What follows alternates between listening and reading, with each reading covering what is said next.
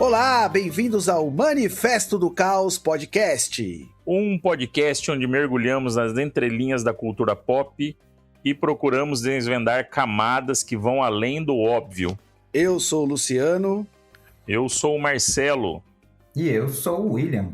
E no episódio de hoje vamos entrar em um terreno muitas vezes ignorado: os heróis subestimados da cultura pop. Personagens que, na nossa visão, mereciam muito mais reconhecimento do público. Figuras que têm histórias densas, têm potencial narrativo, mas que acabam sendo deixadas de lado ou sendo muito mal exploradas. Então se prepare, porque hoje a gente vai dar voz a quem ficou nas sombras.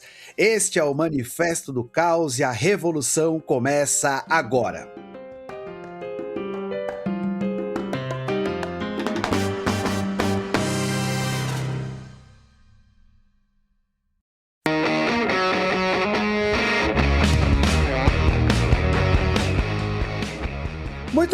Muito bem, estamos de volta. Desta vez a gente quer falar sobre personagens subestimados da cultura pop, mais exclusivamente aí do mundo dos quadrinhos, do cinema, né? Que são os super-heróis aí mais da linha Marvel e DC, né?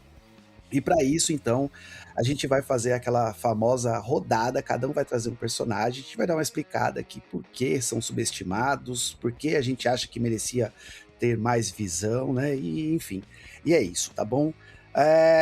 Para começar a nossa rodada aqui, então, hoje eu queria chamar o William para ele apresentar o primeiro super-herói dele aí, que ele acha que é subestimado.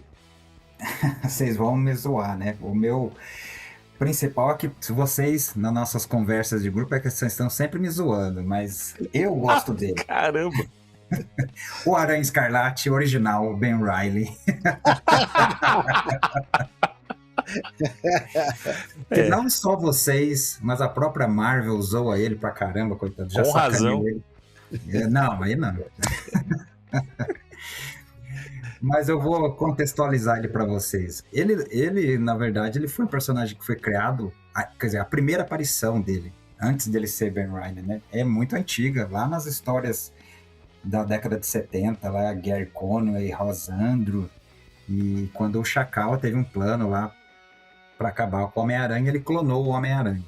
E teve a luta e ele apagou as memórias recentes do próprio Peter, então na hora que o Peter acordava, estava em um coliseu lá para brigar com o outro Homem-Aranha. Os dois tinham as mesmas memórias, do mesmo momento.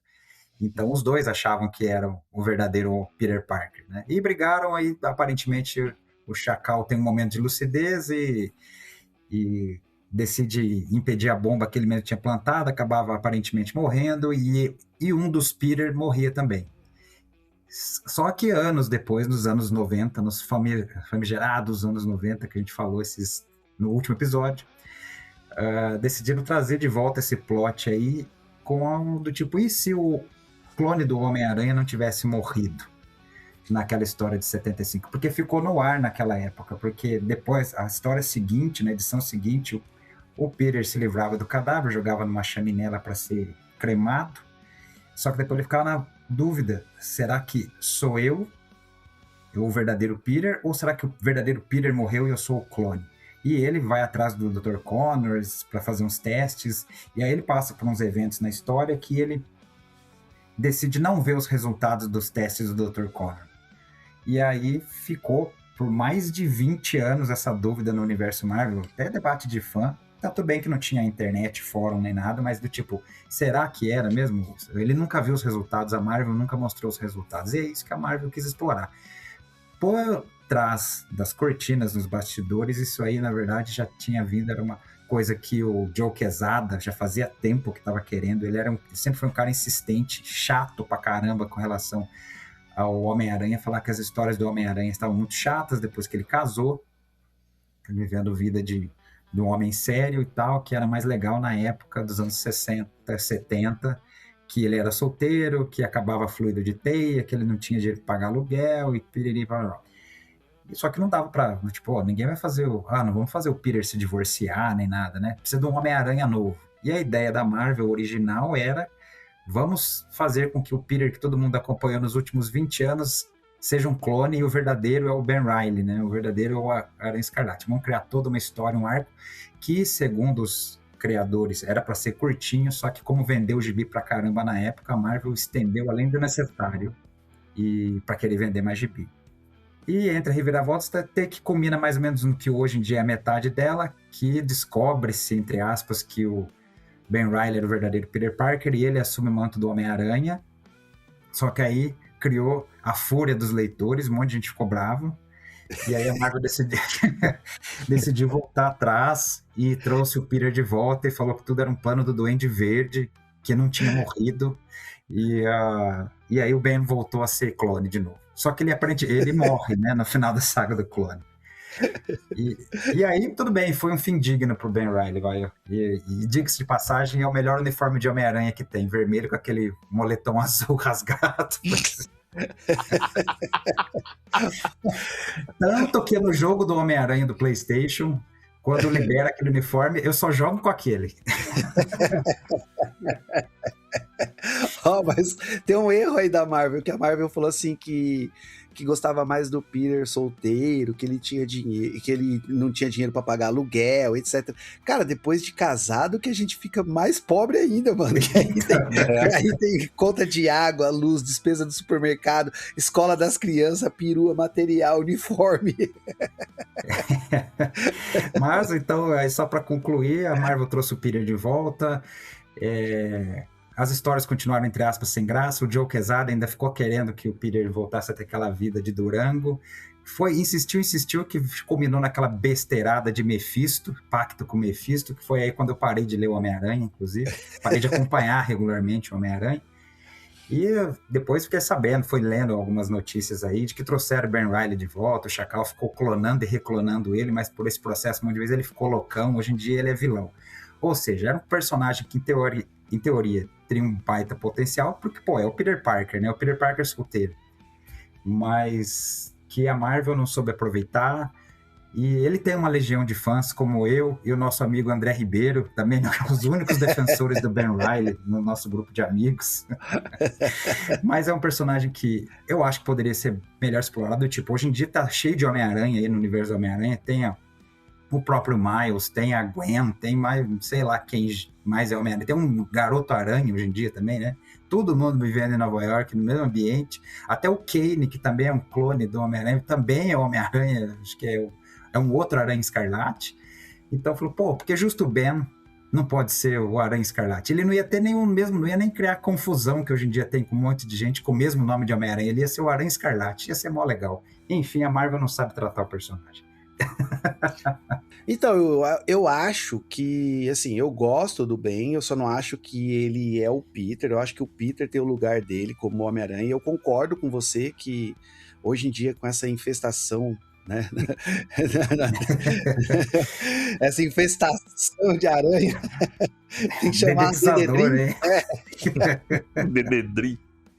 Nossa senhora. Com essa infestação de aranha, eu acho que o Ben, o Aranha Escarlate, ele teria, assim, lugar também como personagem, mas a Marvel resolveu colocar ele, salvo engano, ele virou vilão hoje, né? Hoje em dia é vilão, apagaram as memórias dele, justo o que fazia dele o Peter Parker, né? Que era ter as memórias do Peter, quer dizer, não o Peter Parker, né? Do tipo, que fazia dele um herói, né? Abnegado e tudo mais, eram as memórias do Peter. Ele já estava ligado que ele era um clone e tal, ele tocava a vida dele, mas eu acho que é um personagem muito maltratado pela própria editora. Tem uma galera que é fã dele, que gosta dele, conheço uns outros amigos aí também que curtem o personagem, mas enfim, a Marvel não gosta muito dele. E hoje em dia as histórias do Aranha estão muito ruins, né? Estão num nível muito baixo, né? Podia dar chance aí para ele também, já que tá dando chance para os outros, dá chance pro Ben, mas não, transformaram em vilão, fazer o quê, né? Então, acho que a série, antes dele virar vilão, eu não lembro exatamente, eu li que o Peter tava ferido no hospital, e aí quem assume o manto é o Ben, né? Ele que assume Ben mesmo. Ele assume o papel de Homem-Aranha. Essa história, se eu não me engano, é antes dele virar vilão, inclusive, né? É bem legal essa história aí. Ela culmina com ele virando vilão, esse arco aí. Porque a empresa lá, Beyond, né, o original lá, que é Além aqui, ficava fazendo lavagem cerebral nele, pegou ele e tal, aí deu um loucão lá no final, porque ele estava contra a empresa, inclusive, porque como ele tem os princípios morais do Peter, então é lógico que ele ficou contra, e aí pegaram ele, e aí apagaram, bugaram a cabeça dele, e o que deletou todas as memórias dele, né, e aí ele virou vilão. Então esse arco é legal mesmo, verdade, concordo com você. Mas assim, eu também concordo, ele deveria ter espaço sim, já que a gente tem muitos Homens-Aranhas hoje, né? Inclusive eu acho que o Miguel O'Hara também deveria ter mais espaço hoje. Eu acho que o universo 2099, mano, é riquíssimo, é um baita do universo, é um cyberpunk que você consegue colocar uma discussão social fodida ali em cima, sabe? Mas se você tirar lá a origem, lá, os primeiros números lá do Homem-Aranha 2099, depois o Miguel O'Hara acaba virando um personagem muito secundário, né? Inclusive, eu acho que na animação lá do Miles Morales, lá do Aranhaverso, ele é o cara, tipo, meio malvado lá, né, da história. Isso. Queira ou não, essa animação trouxe ele um pouco para os holofotes hoje em dia, né? A galera meio que conhece o Miguel O'Hara, né? Por conta da animação do Miles. Só que ele tá meio vilanizado ali, né? O cara que... né, do trauma de ter perdido a família e tudo mais, e quer consertar o multiverso e quaisquer que sejam os meios. E aí deixou ele em um clash aí, num confronto com o próprio Miles e outros Homens-Aranha também, né? Ali. Tanto que o Ben Reilly aparece lá nesse filme também, né? É um cara que toda hora tá introspectivo, é mó depressivo ele, né? Sacanagem. É verdade. Não, boa. Um herói subestimado. O Aranha Escarlate, mano. O uniforme dele é massa. O uniforme dele é massa. Anos 90 no último, cara. Jesus amado. Ótimo, boa pedida. Então o nosso primeiro aí é o Aranha Escarlate. Marcelo, quer trazer o seu super-herói subestimado? Vamos lá.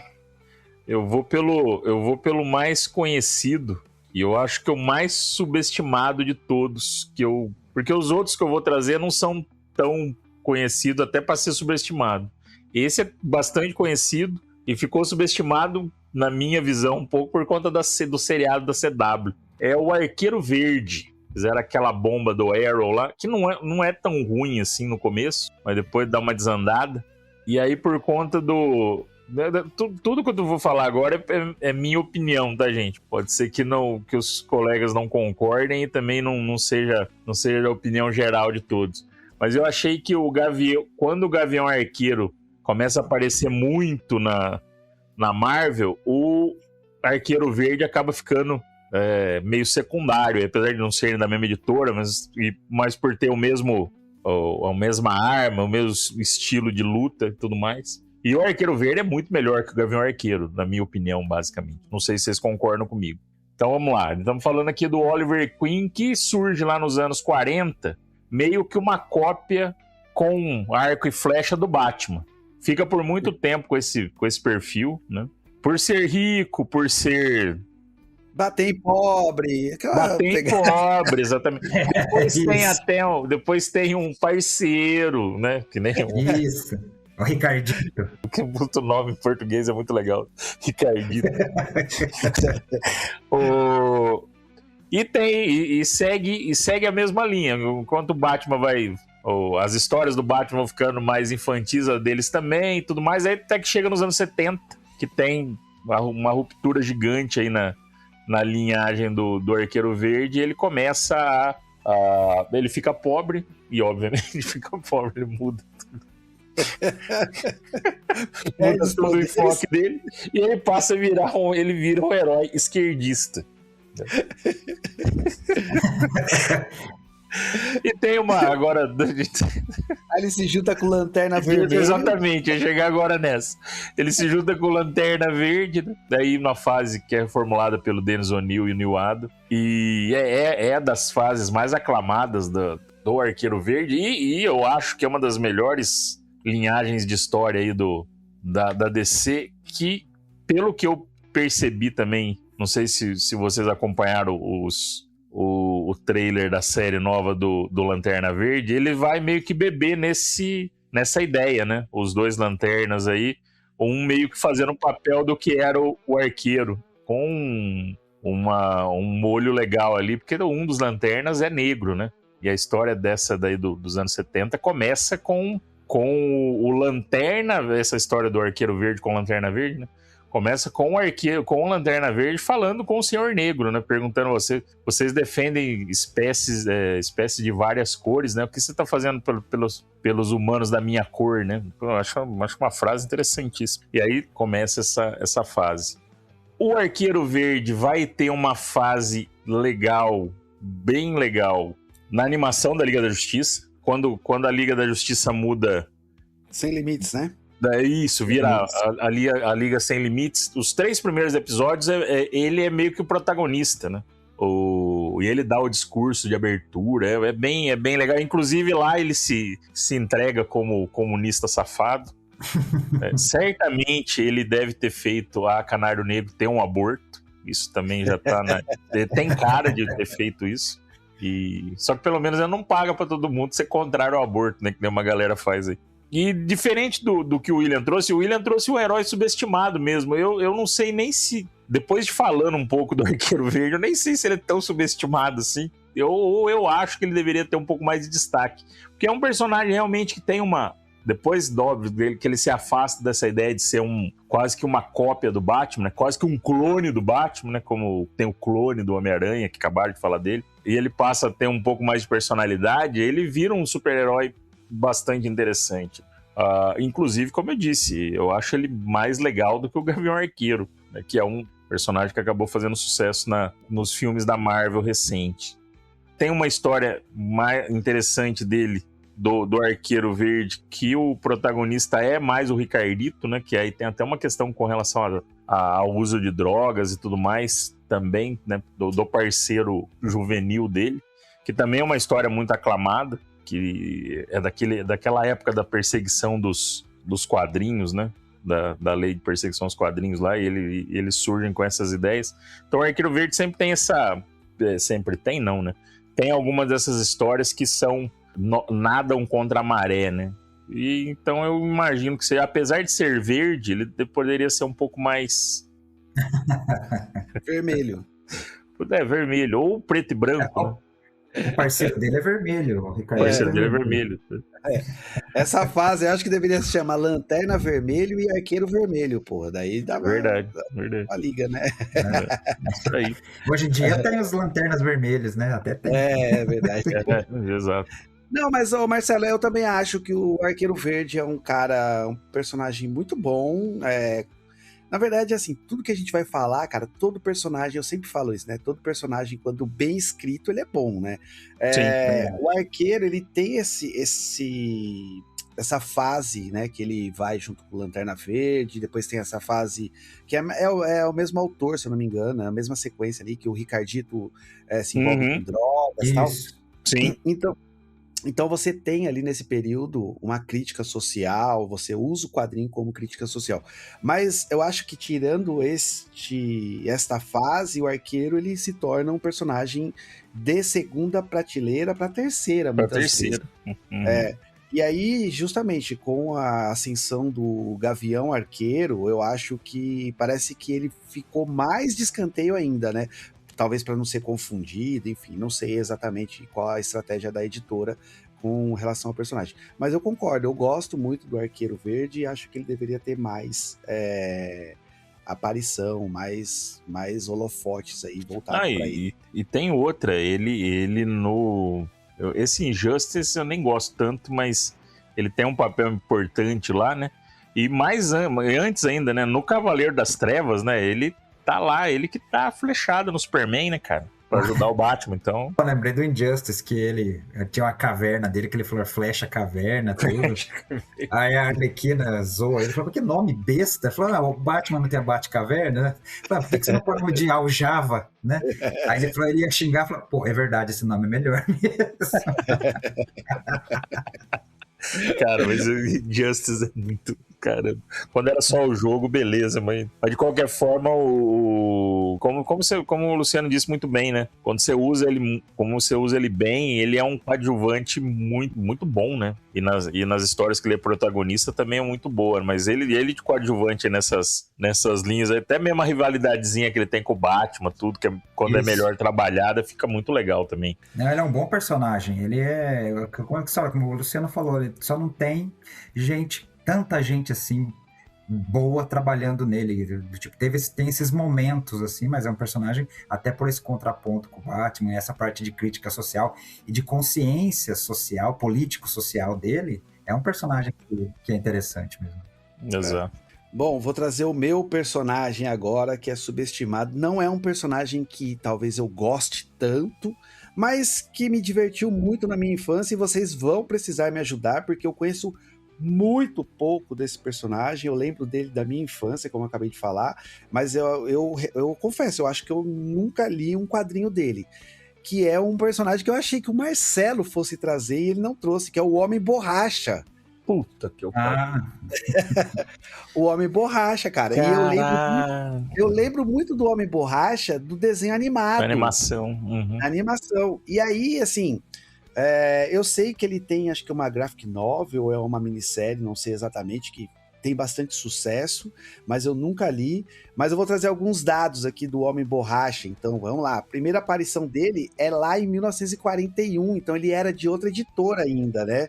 Ele era, acho que, da Quality Comics, né? Que depois foi comprado. O Will já explicou isso no episódio anterior, até, na Crise nas Infinitas Terras, que a DC acabou adquirindo várias editoras, e com essas editoras ela trouxe vários personagens, e aí vocês me corrijam, mas eu acho que o Homem Borracha é uma dessas aquisições que depois passa a fazer parte da DC aí, né? Então, quem é o Homem Borracha, né? Para quem não lembra aí, ou quem é mais jovem e nunca assistiu o desenho, ele era, na verdade, um criminoso chamado Patrick O'Brien, acho que é isso, Patrick O'Brien. Tem o apelido de Will O'Brien. Will O'Brien, também já ouvi falar Will O'Brien também. E ele sofre um acidente e ele acaba tendo... Naquela época lá, muito dos personagens se transformavam assim, né, através de produtos químicos, né? E aí ele é ferido gravemente, então, e ele acaba tendo contato com esses produtos químicos aí. Logo depois ele é acolhido por um monge, né? E algumas versões aí diz que ele foi acolhido por uma pessoa comum, outros por um policial. Mas aí ele acaba adquirindo, então, os poderes dele do Homem Borracha, né? Que é o quê? Esticar o corpo. E eu lembro que ele se transformava em algumas coisas no desenho, né? Tipo um carro, um avião, barco, realmente era isso. E ele era todo engraçadinho, assim, né, cara? Era um personagem cheio de piadas, assim. Vocês têm mais alguma referência dele, dessa época? Vocês leram algumas coisas mais do que isso daí, inclusive? Cara, ele tem aquela citação no Cavaleiro das Trevas 3, né? Na sequência, que o Batman fala que ele é o super-herói que tem o maior potencial. Tem toda essa história aí que o Frank Miller trabalha essa ideia dele ser o super-herói com maior potencial de superpoderes e tudo mais, né? Então ele volta a ter um engajamento dele, e no Injustice, de novo, também ele tem uma participação interessante. Da época que você falou do desenho, cara, eu achava maravilhoso. E era uma época dos desenhos, só para fazer um parênteses, era uma época dos desenhos meio adaptados, não sei se você lembra. Passava junto com ele o Coisa, que é o Anéis Mágicos. Os Anéis Mágicos, pode crer. Os Anéis Mágicos entram em ação. Eles passavam junto numa sequência de desenho da Record, se não me engano. O Coisa até foi estranho quando eu li os primeiros gibis deles com o Quarteto Fantástico. Pra mim não fazia nenhum sentido, né? Porque eu achava que o Coisa era aquele outro jeito. Ele se transformava. Ele não se transformava, não era um moleque magrelo que nem o Peter Parker, né? Porque o cara era muito Peter Parker, né? Era. Cara, muito legal isso. Que lembrança. Eu achei muito que você bom. Fosse trazer esse personagem. Cara, eu acabei. Bom, depois a gente fala, mas eu acabei trazendo o Animal Man lá no lugar dele, mas tinha pensado no Homem Borracha, mas eu nem achei que ele era tão subestimado assim. Outra coisa, na série Flash da CW, eles trazem esse personagem só que meio misturado, né? Que tem um outro personagem da DC que também é... É o Homem Elástico. O Homem Elástico, isso. O detetive flexível. Isso. Lá na CW, ele é um Homem Elástico, só que ele tem o poder do Homem Borracha. Porque o Homem Elástico, ele é meio que nem o... Reed Richards, né? Só estica. Só estica, não é muito, né? Não tem muita coisa. O outro não, né? O outro é um mutante. Vamos lá, então, para a segunda rodada. William, traga seu personagem aí. Eu vou fazer como Marcelo, eu vou ir para DC Comics também. Então, bom, o meu personagem aqui, eu ia falar um dos anos 90 agora, mas eu vou ainda um pouco mais antigo. Vou lá para os anos 70, falar no personagem que a Editora Abril traduziu como Nuclear, o nome dele, e eu conheci particularmente no desenho dos Super Amigos como Tempestade na tradução aqui, porque o nome original dele é Firestorm. E é o personagem original Firestorm, Nuclear, pra gente, que era uma fusão do adolescente Ronnie Raymond com o professor de física Martin Stein, que tinha sofrido um acidente. Assim como o Marcelo falou, né? Na época o pessoal sofria qualquer acidente e virava super-herói, e acontecia isso. Mas é um personagem que eu sempre achei muito louco, desde a época do desenho dos Super Amigos, pelo fato dele poder criar matéria, né? O cara era praticamente um deus, né? Ele modificava os átomos e criava o que ele queria. E por conta desse poder tão roubado dele, em geral, o pessoal não sabia trabalhar muito bem o personagem, normalmente não teve bons roteiristas assim que puderam explorar esse lado dele. Ele é mais ou menos, para quem é mais Marvete, como o Homem Molecular, que também tem um baita potencial, só que ele é vilão lá, né, na Marvel. Um baita potencial, poderoso pra caramba, mas não é utilizado. Quem soube utilizar um pouco mais ele foi o Dr. Destino lá nas Guerras Secretas. Mas o Nuclear, eu sempre achei ele um personagem muito legal, especialmente por esse poder dele, praticamente um deus, né, sobre a Terra, para criar. E ele tem duas versões, né? Tem a versão clássica dele, que é o Ronnie Raymond com o professor Martin Stein, e tem um segundo Nuclear, que é o Jason Rush, que até se eu não estou enganado, aí eu já não li tanta coisa do Jason, mas aí ele já não tinha aquela questão da fusão com o professor Stein. Ele já era meio que por completo, assim, para se transformar no Nuclear. E também era um personagem legal, mais ou menos o mesmo plot. Adolescente e tal, descobrindo os poderes. E é um personagem que também quase ninguém conhece hoje em dia. Eu acho que talvez a nossa geração que assistiu os desenhos dos Super Amigos o conhece mais. Quem leu a Editora Abril, na época, a revista DC 2000, inclusive, na época era onde o Nuclear teve casa por um tempo, conhece bem o personagem. Ele teve uma fase que ele ficou mais poderoso ainda, mudou a aparência e tudo mais, mas é um personagem muito pouco conhecido hoje em dia. Cara, é que vocês estão trazendo, é que vocês estão levando muito a sério essa questão de superestimado, cara. Muito a sério, entenda o que eu tô querendo dizer, é óbvio, tá sério, tem que levar mesmo, mas eu digo, vocês estão trazendo os personagens muito assim, que bem legal, o clone lá que ele trouxe no início, é interessante, não sei nem se ele foi tão subestimado assim, mas ok, eu entendo a ideia do subestimado. E o Nuclear, cara, pô, personagem legal, eu não sei nem se ele foi tão subestimado assim, ou se ele chegou no potencial dele, sei lá. Não, acho que foi sim, cara, ele era um personagem que eu gostava também, cara, ele era um personagem que, no desenho da Liga, ele era um personagem de destaque, assim, de destaque entre aspas. Ele não competia com o Superman, Batman, mas ele era um personagem que tinha potencial pra ser muito mais bem explorado. Mais, né? Tá. Vocês lembram de alguma história memorável dele?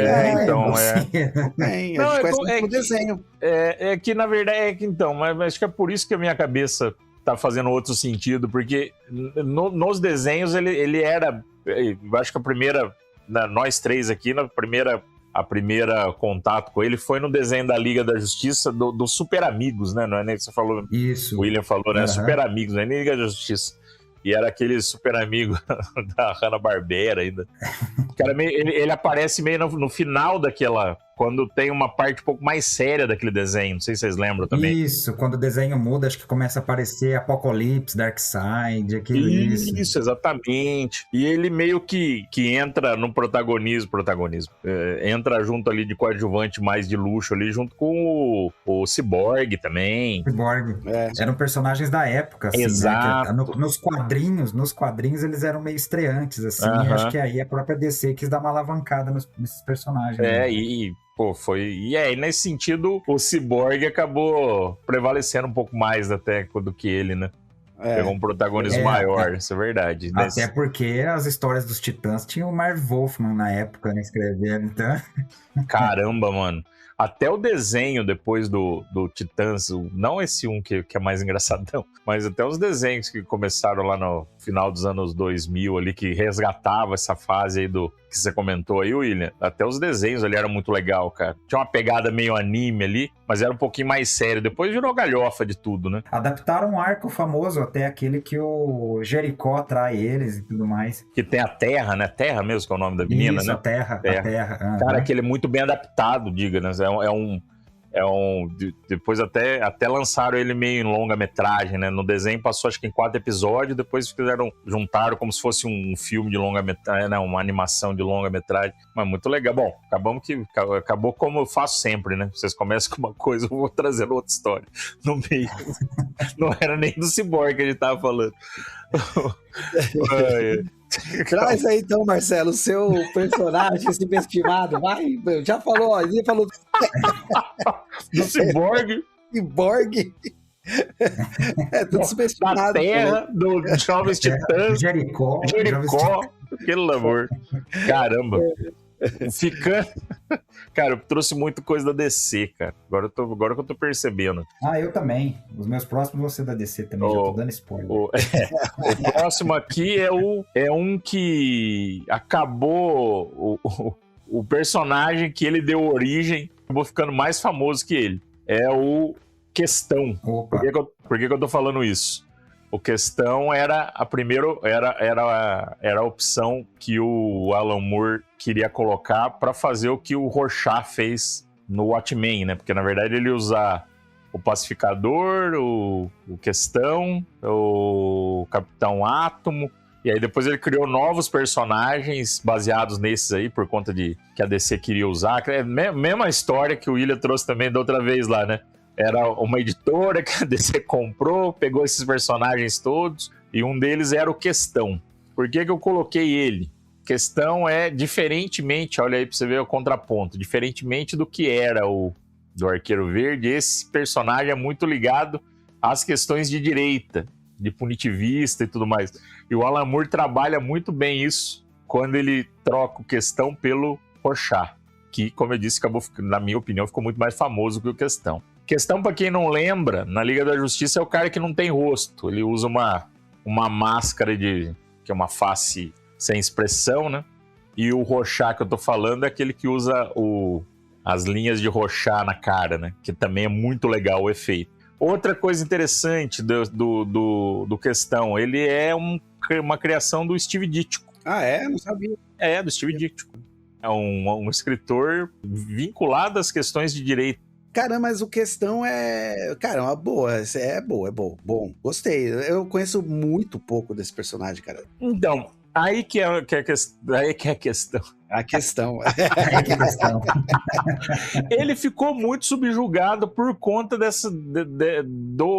aí a culpa não é do Alan Moore, né? Mas por conta de todo o protagonismo dele, que seria na história do Watchmen, por exemplo, né? Que eles acabaram criando um outro personagem, né? Que é o Questão, que é a vestimenta, o estilo, a forma. O Rorschach é o Questão, né? É a cara sem cara. O cara sem cara, o perfil ruivo, tudo. É o próprio, né, personagem. E ele acabou ficando... Bom, tudo bem, usou-se muito bem ele lá, né? E ele acabou influenciando uma história que é cultuada até hoje, né? Na minha visão, na história original do Watchmen, ele é o personagem que move a história toda, né? O Rorschach. Questão hoje em dia, eu tô meio por fora até, não tô acompanhando. Ainda é a Montoya? Isso Ou é, deram reboot e... ainda é a Montoya, mas ele volta, né? Ele também atua, Ah, tá. não como questão, mas aí acho que ele atua com o próprio nome dele também. Esse eu me perdi no final, mas até realmente a Montoya acaba até tendo mais destaque, né? Como sendo o personagem do Questão do que o próprio Questão. O personagem que eu vou trazer, então, ele foi criado lá nos comecinho dos anos 90. Ele foi criado, na verdade, em 1990, pelo mestre Chris Claremont e pelo Mark Silvestre, um desenhista que eu adoro. Nossa! Que é o Gambit, mano. Eu acho que eu acho o Gambit um baita de um personagem, cara. É um dos X-Men que eu mais gosto. E, cara, assim, a gente tem pouquíssimas histórias do Gambit solo, né? Ele nunca decolou como personagem solo. Inclusive no filme do Wolverine, ele tem uma piada com isso aí, que era pra ele aparecer, não apareceu e depois aparece. E tem um ator que jurava que ia ser o Gambit, não foi, enfim. Tá até gordinho pra ser o Gambit, inclusive. Tá até Nossa, gordinho, verdade. né? Mas eu acho que ele tem uma história legal, o Gambit. Assim, a parceria dele com a Vampira. Ele começa meio como um personagem misterioso, ninguém sabe ao certo quem é ele, o que ele quer, mas depois ele tem um passado, então ele tem, assim, ele é criado por uma família de criminosos, ele tem uma ligação, ele é francês, tem uma ligação com Nova Orleans, que é uma cidade que a música negra tem bastante relevância, assim.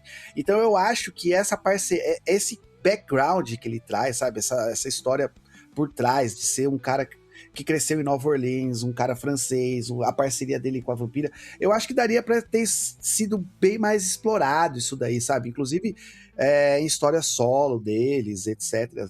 O personagem Gambit mesmo poderia ter um quadrinho solo, eu acho que seria bem aproveitado, mas infelizmente na Marvel ele não teve todo esse destaque, né? Apareceu agora, recentemente também nessa animação dos X-Men aí, que eu nem assisti a última temporada aí do X-Men 97. Ah, você não assistiu? Eu já ia falar, o Gambit, você que gosta do Gambit, você vai gostar dele ali nessa... Então, e assim, mas eu até tomei alguns spoilers já da série também, então. mas... Ele tomou, além do spoiler que você tomou, ele tomou uns gaios também do Magneto.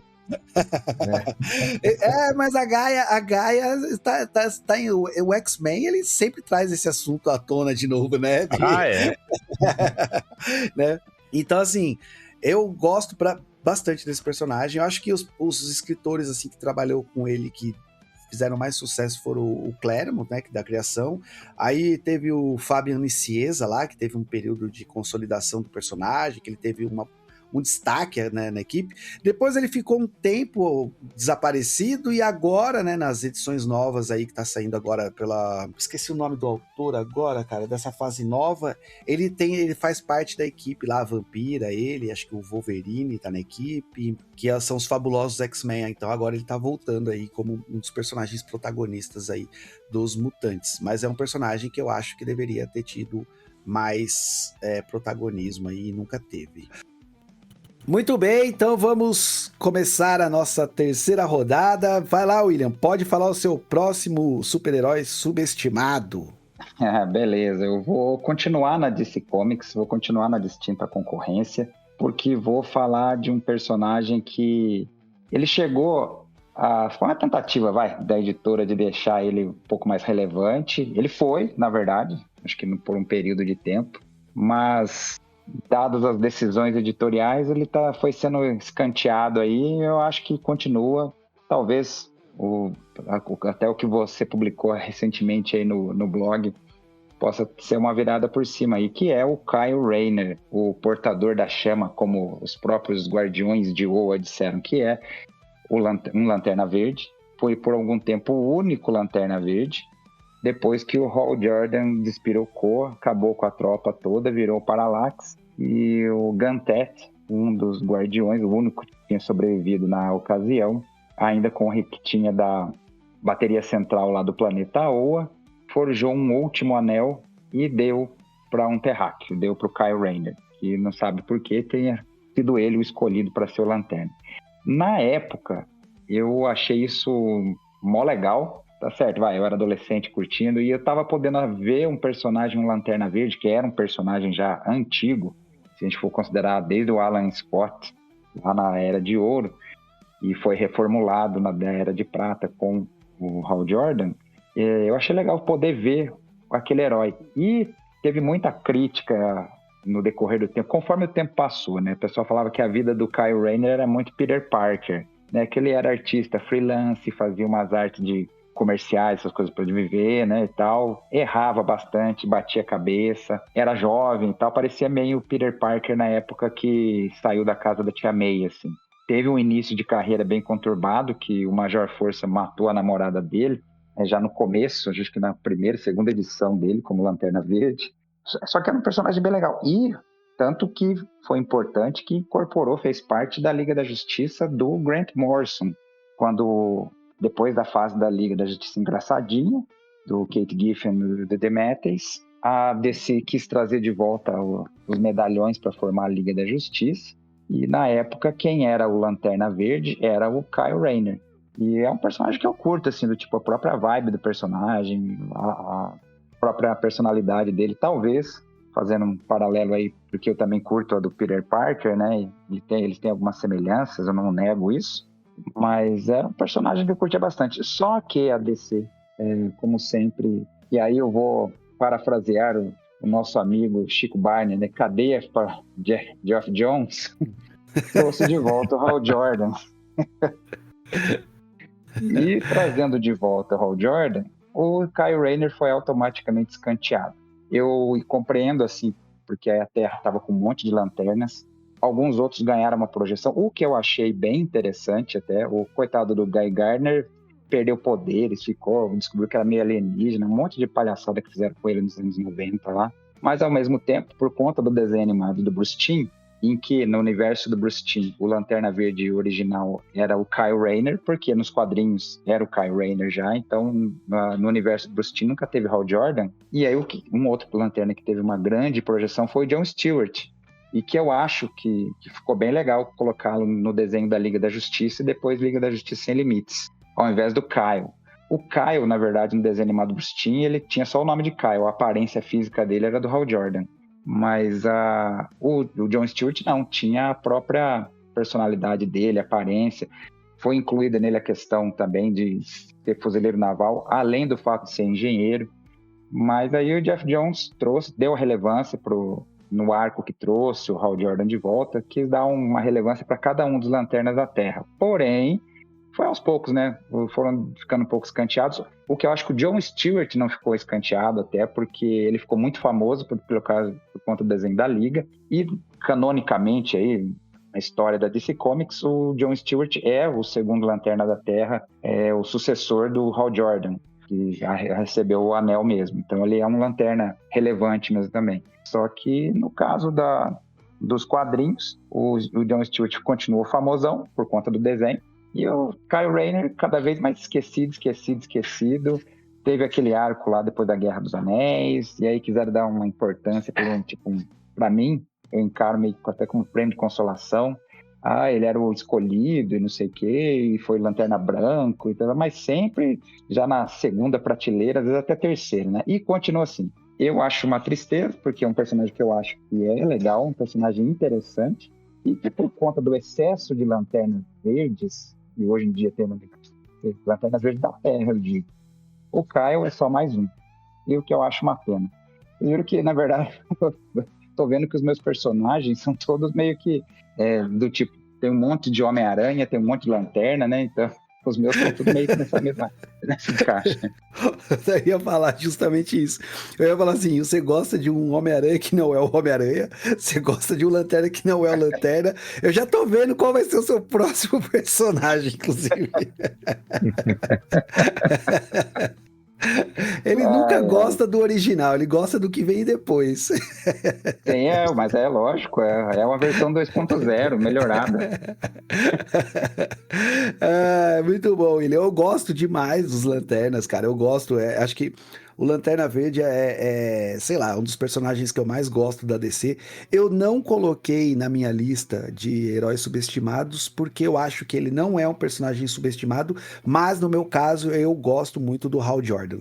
Então eu acho que ele tem o seu devido valor ali, né, representado na editora, né? Não só na editora, como você falou, nos desenhos animados, etc. A gente sempre vê o Lanterna, então eu acho que ele ocupa uma boa posição aí, por isso que eu não escalei ele. O Hall é a primeira prateleira sempre, assim, né? É o mais lembrado. Hoje em dia fica acima do Alan Scott, que foi o primeiro de todos lá da Era de Ouro. Justamente. Ser conhecido, né? Justamente, eu acho que ele é a primeira prateleira, por isso que eu acho que ele não é subestimado, né?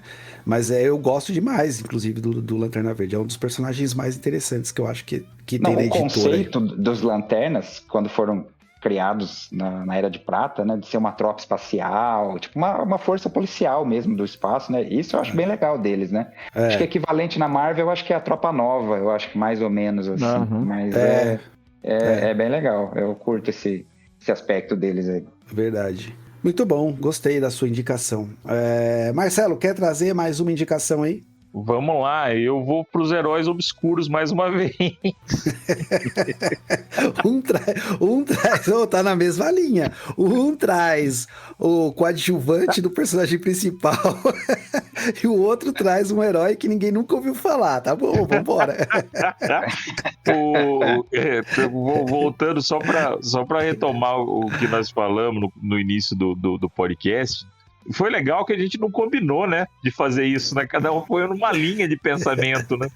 Ou foi numa linha de realmente heróis, o Luciano tá dizendo heróis subestimados que tiveram relevância, bastante relevância em algum momento, ou tiveram em outra mídia, né, que nem o Homem Borracha, tudo. O William nessa linha do personagem que tem o nome do personagem famoso, nome só não, mas tiveram boas histórias, mas depois foram tirados assim do meio que até alguns com razão tirados da linha editorial principal.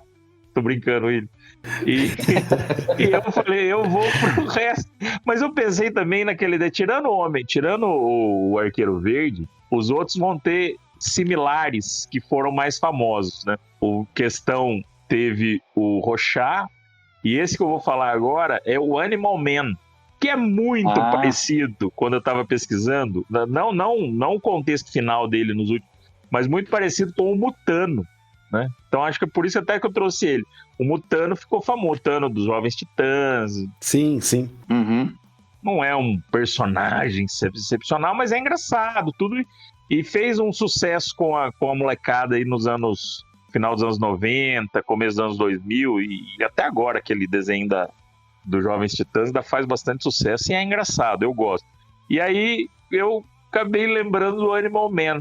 É um personagem ali dos anos 60, com poderes de animais, como eu disse, mas com muito parecido na ideia das histórias com o Homem Borracha. No início das histórias, as histórias eram mais leves nessa linha do Homem Borracha. E foi um personagem que qualquer coisa, ninguém nem dava muita bola. Muitos personagens assim nos anos 60 criados por conta daquela perseguição contra os quadrinhos, e nem vamos entrar muito nessa questão dessa lei, porque senão aumenta muito o podcast, mas podemos até voltar um dia a falar disso, acho que até já comentamos, né? Da lei de censura dos quadrinhos e tudo mais. E aí inflou de personagens com essa visão mais leve que foram meio que deixados de lado. Só que tem um viés nesse personagem. Nos anos 80, o Grant Morrison, que mais uma vez caiu aqui no nosso podcast, mas acho que já é a terceira ou quarta vez que a gente cita ele aqui, ele entra na narrativa, fazendo uma revolução narrativa nesse personagem.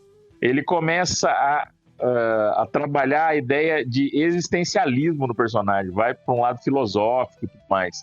E, que interessante, olha que coisa interessante, mais um dos personagens que quebra a quarta parede. Né, que vai e entende-se como ele acaba se entendendo como personagem de história em quadrinho, e é das histórias mais legais dele. Ele questiona o próprio Grant Morrison sobre o porquê dele estar vivendo todas aquelas aventuras ou desventuras, e por conta, e aí cada vez mais se afunda nessa questão de contestar o fato de ser um personagem de quadrinhos. Bom, falando nessa linha, né, só para voltando nessa questão filosófica, né, você está falando de um personagem que não se sabe se é humano ou animal, porque os poderes deles fazem com que ele transite nessa linha, né? E, nesse momento, questiona o determinismo de ser animal ou humano, né? E, com outro viés, questiona o autor dele próprio, ou do autor das histórias dele, por que ele tá vivendo tudo aquilo. Dito tudo isso, gente, eu escolhi esse personagem justamente por ser essa bagunça aí. Parecido com uma inspiração para um personagem que hoje é famoso, que no caso é o Mutano, esquecido e trabalhado por vocês dois que são mais versados em história e quadrinhos, né? Grant Morrison é uma sumidade em escrita, inclusive nesse tipo de narrativa filosófica, né? Até o próprio perfil pessoal dele é uma controvérsia filosófica também. Eu também não vou entrar nessa, senão vocês vão querer chamar o momento gamer de novo. Não vou esquecer disso nunca, meus amigos. Só pra sair para o encerramento, aí, o nome do personagem, o nome do personagem é Buddy Barker, né, o Homem Animal. Ele tem, como eu disse, essa transformação radical aí na ideia do personagem simples para um personagem que vai para reflexão existencial, com o dedo total do Grant Morrison. Então, eu ia falar que eu lembrei só de... Não sei se foi nessa fase do Morrison, mas ele dá uma zoada com o Homem-Aranha mesmo. Porque o poder dele é exatamente copiar os poderes dos animais ali, né? Ele escolhe o animal perto ali e pega um poder. Eu lembro que ele estava num momento assim que ele pega... Aqui tinha uma aranha perto, ele falou, vou pegar os poderes dessa aranha. Aí ele para e fala, não vou pegar, não. Tipo, porque que coisa mais idiota ter poderes de aranha, né?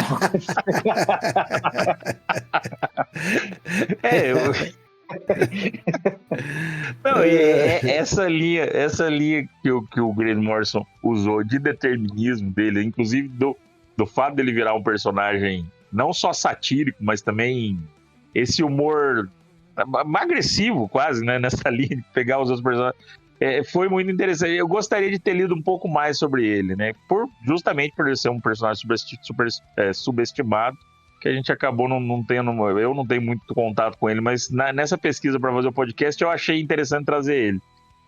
Muito bom.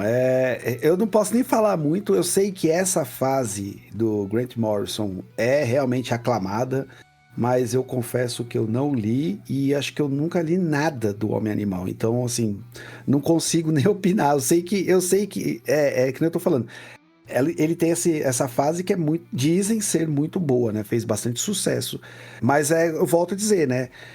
Não existe personagem ruim, né? Existe escritor que não sabe trabalhar o personagem, né? Acho que a partir do momento que você tem um cara no roteiro ali que saiba trabalhar esse personagem, ele se torna interessante, né? A gente tem um caso famoso aí também do Sr. Milagre, acho, se não me engano, que é escrito pelo Tom King, também fez um sucesso e tal. E é um personagem também meio que assim... Vamos colocar, tipo, terceira prateleira também, né, mano? E assim... Nossa, terceira foi bem, né? Assim, ele deve ter ficado contente. Achar que era quinta, né? Lá no fundinho, né? Então, mas enfim, o Tom King conseguiu fazer uma minissérie com ele que, mano... Exato. Fugiu, né? Mesmo. Extrapolou, né? Então, assim, da hora, mano. Mas boa. Agora eu fiquei até interessado em ler o Homem-Animal, cara. Acho que eu vou procurar os quadrinhos pra ler. Vamos lá. A minha terceira indicação, então, agora vai ser de um personagem que eu acho, na minha opinião, que deve tá fácil entre os top 5 da DC, pra mim, mas que eu sei que ele não é reconhecido dessa forma, né? Ele foi criado nos anos 40, novamente, naquela bagunça de sair por outras editoras, e aí depois a DC acaba comprando, assumindo o poder nessas editoras e acaba trazendo o personagem ali pro seu panteão de heróis. Ele foi criado na Flash Comics número 1 de 1940 pelo Gardner Fox e pelo Dennis Neville. Ele é membro fundador da Sociedade da Justiça e eu tô falando do Gavião Negro. Algumas pessoas vão falar, mas ele não é um personagem subestimado, ele tem... Não, eu acho que, tipo assim, realmente ele tem uma certa importância dentro do universo DC, e aí eu vou pedir a ajuda do William. É uma bagunça desgraçada a história desse personagem, né, William? Porque, assim, ele é criado como Carter Hall, não é isso? Isso. Ele é o Carter Hall, que é a reencarnação do príncipe egípcio Khufu. Tem uma esposa, que é a Mulher Gavião e tal. Só que depois, eu lembro de ter conhecido o Gavião Negro, Qatar Hol, né? Que já é uma origem que ele é um policial alienígena, lá de Tanagar. Tanagar, isso. E aí eu conheci ele através, na verdade, a primeira história que eu li do Gavião mesmo foi a Mundo Gavião lá, o Hawkworld, né? Ah, tá. Que é uma história fabulosa dos anos 90, escrita pelo Timothy Truman, se eu não me engano, acho que é isso. E ali eu achava que aquela era a origem dele. Então eu falava assim, não, ele é o Qatar Hol, né? Ele tem a esposa dele que é a Shaera, se não me engano, Shaera Hol. É uma história fabulosa que tem, mano, uma trama política fudida, assim, na história, de traição, de problema social, de confiança, sabe? E eu conheci ele nesse quadrinho. Mas depois, procurando saber mais a fundo, eu vi que ele era o Qatar Hall. E aí eu falei, Carter Hall, desculpa, Carter Hall. É que a pronúncia é bem parecida ali. E que ele tinha uma outra origem, né? Você sabe essa origem dele, ou William, como é que é? Cara, na verdade, eu li um pouco mais, assim, no pós-crise nas Infinitas Terras, o que eu li dele. E nessa época, cara, porque é isso que você falou mesmo, tipo, a origem dele é uma bagunça. Tentaram arrumar um pouco no Crise nas Infinitas Terras, depois tentaram arrumar de novo em Zero Hora, sabe? Então, porque tem muitas origens, tem muita... Cada autor que trabalhou com o personagem quis colocar a sua marca própria. A origem que eu me lembro, assim, que acho que tinha ficado definida no universo pós-crise, eu acho que até depois de Zero Hora, que era que ele era alienígena mesmo. Posso estar falando coisa errada, a memória tá me enganando, mas ele era alienígena mesmo, ele era o Qatar Hall, e ele vinha pra Terra, só que ele chegava aqui na época do Egito Antigo, e tinha umas tretas lá com o metal enésimo, a coisa lá de Tanagar e tal, só que ele acabava virando faraó. Tendo alienígena, ele virava faraó. E por isso que ligaram com a origem, tipo, ele morria e tudo mais, mas ele ressuscitava. Ele reencarnava, aliás, né? Ele reencarnava como Carter Hall, que era um arqueólogo. Isso! E aí, numa das escavações lá no Egito, ele entra em contato com o que teria sido até a própria tumba dele, se eu não estou enganado, e aí ele encontra, e aí as lembranças vêm, e aí era toda uma bagunça. Tentaram unir as origens alienígena e terráquea dele, sabe? Era o que eu me lembro. Não sei como é que tá hoje, pós 952, no novo universo que tá aí, não sei como é que tá. Só que ele sempre foi um personagem com uma origem bem complicada aí, porque eram origens muito distintas nas várias interpretações dele, e mesmo quem tentava entrelaçar tudo, não ficava muito bem costuradinho, sabe? Ficava meio zoado, assim. É meio complicado o Gavião Negro. E eu concordo com você, tipo, é um personagem legal, tem um visual legal, pelo menos o visual mais moderno, ele que tem aquele capacete de falcão mesmo, né? Aquele antigo que era uma mascarazinha amarela era feio, cara. Verdade.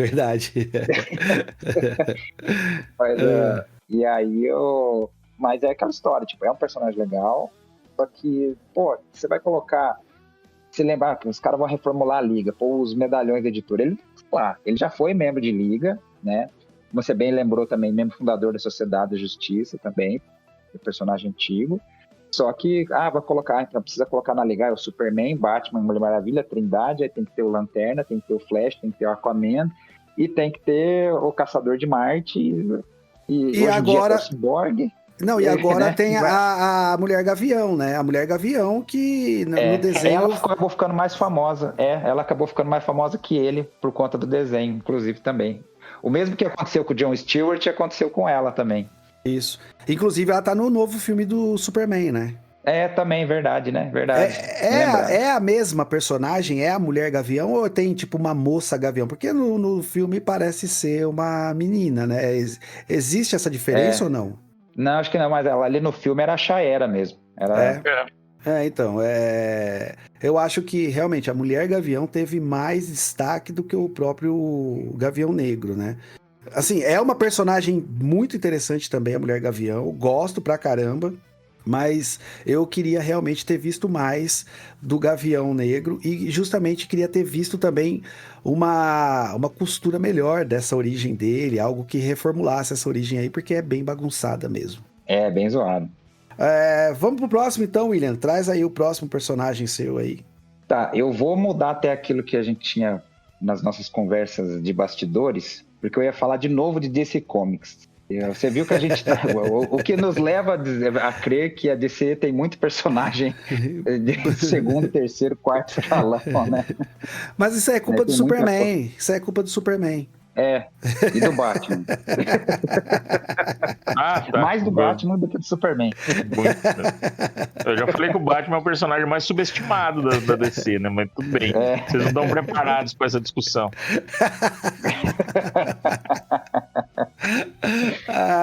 Mas, eu vou fazer o meu parênteses agora, porque senão eu vou esquecer. Eu nunca esperava que a gente ia fazer um podcast, nós três, e alguém falar que nosso podcast é massa, velho.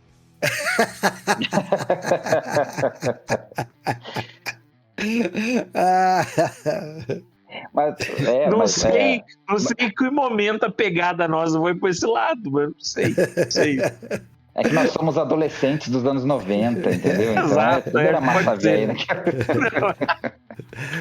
Cara, eu achei demais isso. Desculpa, gente, eu precisava fazer entrar essa conversa em algum momento desse podcast de hoje.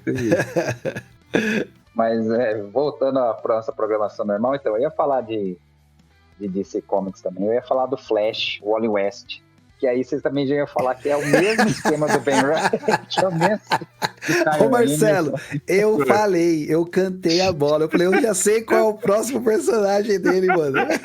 É o Flash que não é o Flash. Eu achei que ele ia trazer o Bert Allen, que é o mais nossa, esse também não. Esse tudo bem ser subestimado, mano. Exatamente. Mas de novo, cadeia para Geoff Johns, né, que trouxe o Barry Allen de volta. Esse eu acho, vou abrir um parênteses também. Essa foi a maior cagada, porque o baita ato heróico do Barry na Crise nas Infinitas Terras, né, e ficou, acho que, não sei se chegou a ficar 30 anos, não, acho que 30 anos não ficou, mas acho que quase mais de 20 ficou morto nas HQs mesmo. Ou seja, era uma coisa imutável, né, do tipo, o sacrifício do Flash para salvar a Terra, né? E aí o Geoff Johns traz, ele vai se ferrar, mano. Mas eu não vou falar do Flash, então, porque as razões são iguais às do Kyle Rayner e do Ben Reilly. Eu vou passar para mangá e anime já. Eu pensei aqui, eu fiquei pensando hoje, falei assim, eu vou falar disso.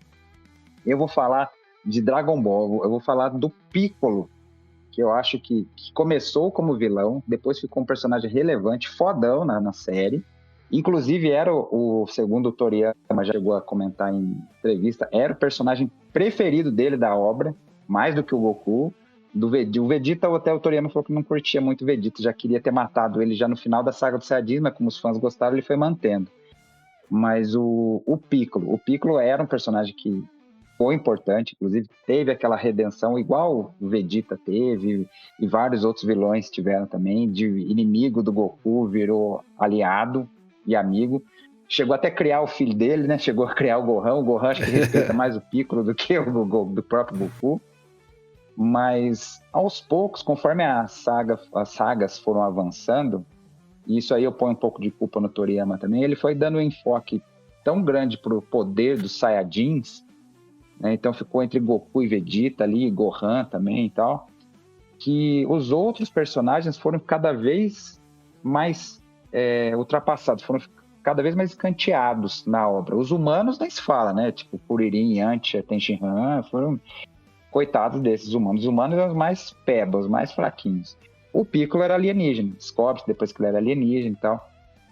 Mas ele era poderosão. Na saga dos Saiyajins, na saga do Freeza, até ele vai adquirindo poder, chega a brigar, não chega no nível do Goku para virar Super Saiyajin, mas é um personagem poderoso. Na saga dos androides do céu, ele tem momentos importantes, mas depois ele vai ficando fracote, virando no máximo professor da molecada, né, o tutor do Gohan. E em Dragon Ball Super continua assim. Hoje em dia tentaram passar um pano, naquele filme animado, que é uma adaptação, aí tem a adaptação de Dragon Ball Super nos quadrinhos, que aí ele vira o Orange Piccolo, que eu também achei forçado pra caramba, ele fica um brucutu e fica cor de laranja, mas eu acho que era um personagem que tinha muito mais potencial, acho que o próprio Toriyama sabia disso também, é um personagem que tinha um background bem legal, porque ele era filho do Piccolo original, e nasceu com o intuito de matar o Goku. Ele era o que veio embasado nele, né? Tipo, a missão que foi passada do pai dele para ele foi essa, né? Tipo, você tem que acabar com aquele moleque lá, com aquele Goku. E ele, que era até o nome de Rei Demônio, Piccolo, né? E era pura maldade, vamos assim dizer, que era só o que ele aprendeu e tal. Ele, aos poucos, foi tomando ciência de que ele teve um arco de redenção que foi legal. Ou seja, é um dos personagens comparado assim, comparado com a personalidade do Goku, que às vezes, desculpem-me os fãs do Dragon Ball, eu também sou, mas às vezes tem uma personalidade, uma coisa de um Pires, né? É raso como um Pires. Às vezes o Goku é muito simplório em algumas coisas, assim. Agora, alguns personagens são mais densos, tipo o próprio Vegeta e tal. O Vegeta tem um arco parecido com o Piccolo, né? De redenção e tudo mais. Mas é um personagem que poderia ter sido melhor trabalhado do meio pro final da obra e foi ficando para trás aí. O Toriyama não cuidou bem dele, apesar de dizer que era um personagem que ele gostava. Mas sabe o que eu penso, William? Eu penso que era assim, ó, o Toriyama, ele queria fazer o Dragon Ball, nós já discutimos isso aqui, inclusive, que era o Goku criança lá, tal. Só que eu acho que num certo momento fez tanto sucesso que a própria editora pede pra ele continuar. E aí ele continua com o Dragon Ball Z. Tá bom, fez um baita sucesso. E aí, tipo, mano, sabe aquele quero cada vez mais? Eu acho que vira o mercado daí, cara. E aí é o que você falou. O Goku, os Saiyajins no geral, eles começam a ter tanto poder, tanto porque a galera não queria mais. Nossa, eu já vi isso aqui, agora eu quero algo mais. E aí eu quero algo mais, eu quero algo mais. Eu acho que uma hora ele encheu tanto o saco que ele falou, mano, vou fazer só Saiyajin super, hiper, mega poderoso, tá ligado? E o resto dos outros personagens que se dane, tá ligado? É meio essa impressão que eu tenho. Né? Mas acho que foi. Ele queria parar o Dragon Ball muito antes, né? Mas sempre por insistência da editora e tudo mais. E foi fazendo, né? Tanto que você vê mesmo, a saga do Majin Buu, o Toriyama já tá meio que ligando foda-se, sabe? Já tá cansado, de saco cheio, meio que na zoeira, e assim vai. Eu acho que é isso, mas realmente você tem razão. Só entrando nessa, falando da questão do ligar o foda-se no Dragon Ball, cara, de qual. Nossa, é tão gritante isso que vocês estão falando. Vocês lembram da cena que acho que passou 2 ou 3 episódios? O Piccolo e o Majin Buu subindo e descendo a escada? Eu não lembro se era do G ou se era do GT. Eu já não assistia. Caralho, mano. Foi ali que eu parei de assistir. Fala, não dá. O GT, a única coisa que o GT tinha de bom. Puta merda. Por isso que a galera vai ficar brava com nós. A única coisa que o GT tinha de bom era a música, cara. A música era maravilhosa. A abertura, né? A abertura era linda. Não, o visual do Super Saiyajin 4 é legal, eu curto. Verdade. Visualmente era legal, tem razão. Mas, como você disse, as histórias é a profundidade de um Piece mesmo, em alguns personagens, né, como você disse. E aí, concordo completamente com vocês. Eles foram muito melhor trabalhados na primeira saga, né? Dele pequeno ali, até a primeira grande batalha ali, né? Que aparece até o Mr. Satan, que é... Putz, a galera acaba ficando... É um personagem muito engraçado e tudo mais. Mas daí até o Z ali, quando tem as primeiras lutas com os androides, até ele se dá compra, né? Mas depois no GT, meu amigo, já começa, depois do Majin Buu em diante, já começa a ser qualquer coisa mesmo. Poderia subestimar qualquer personagem dali pra frente que tá valendo. Muito bom. Então, Piccolo é a quarta escolha do William. Vamos pra sua, Marcelo. Qual que é a sua quarta escolha aí? Lembra que a gente vai fazer 5 rodadas. Vamos fazer 5 rodadas e a gente encerra, tá bom? Beleza. Então vamos lá. Vamos com mais um obscurantíssimo. E esse vai vir pelo mesmo motivo dos outros. Miracle Man. Algum dos dois aí já leram alguma coisa dele ou não? O do Alan Moore? O do Alan Moore? O inglês? Do Alan Moore, exatamente. O inglês. Ou Marvel isso, Man. inglês. Hoje em dia é Marvel Man, né? Que a Marvel comprou ele. Exatamente. Ah, é verdade. Hoje ele tá na Marvel, tem razão. Nossa, bem lembrado. Caramba, hein? Ele, e o mais engraçado, né? Ele era uma cópia britânica do Capitão Marvel, né? Que hoje é Shazam. Que bagunça, tá na DC. Cara. Que tá na DC. Olha que coisa. Bom, só pra gente ir, o Miracle Man é um super-herói dessa linha da época dos anos 50, já um pouco mais antigo do que os outros que eu trouxe, que era uma cópia britânica do Capitão Marvel, porque e aí o William pode me ajudar nessa, porque eles compravam as histórias do Capitão Marvel e chegavam lá, a editora tinha que licenciar de alguma maneira lá, né, e isso estava ficando caro, e eles acabaram criando o personagem com as mesmas características do Capitão Marvel, do poder e tudo mais, e já sabendo, e aí vale para a audiência nossa também saber que o Capitão Marvel já era uma cópia, né, que já era uma ideia de cópia do Superman, né, então isso já tem um efeito cascata aí de personagens. Mesma condição dos outros que eu trouxe, do Questão, do Animal Man, menos do Gavião Arqueiro, menos do Arqueiro Verde, que não tem esse perfil, mas parecido com esses dois, personagem que também precisou ir para a mão de um outro autor que, eu não sei se eu falo por nós três, mas acho que nós três gostamos, né, do Alan Moore. Opa. Que não gosta de quadrinhos.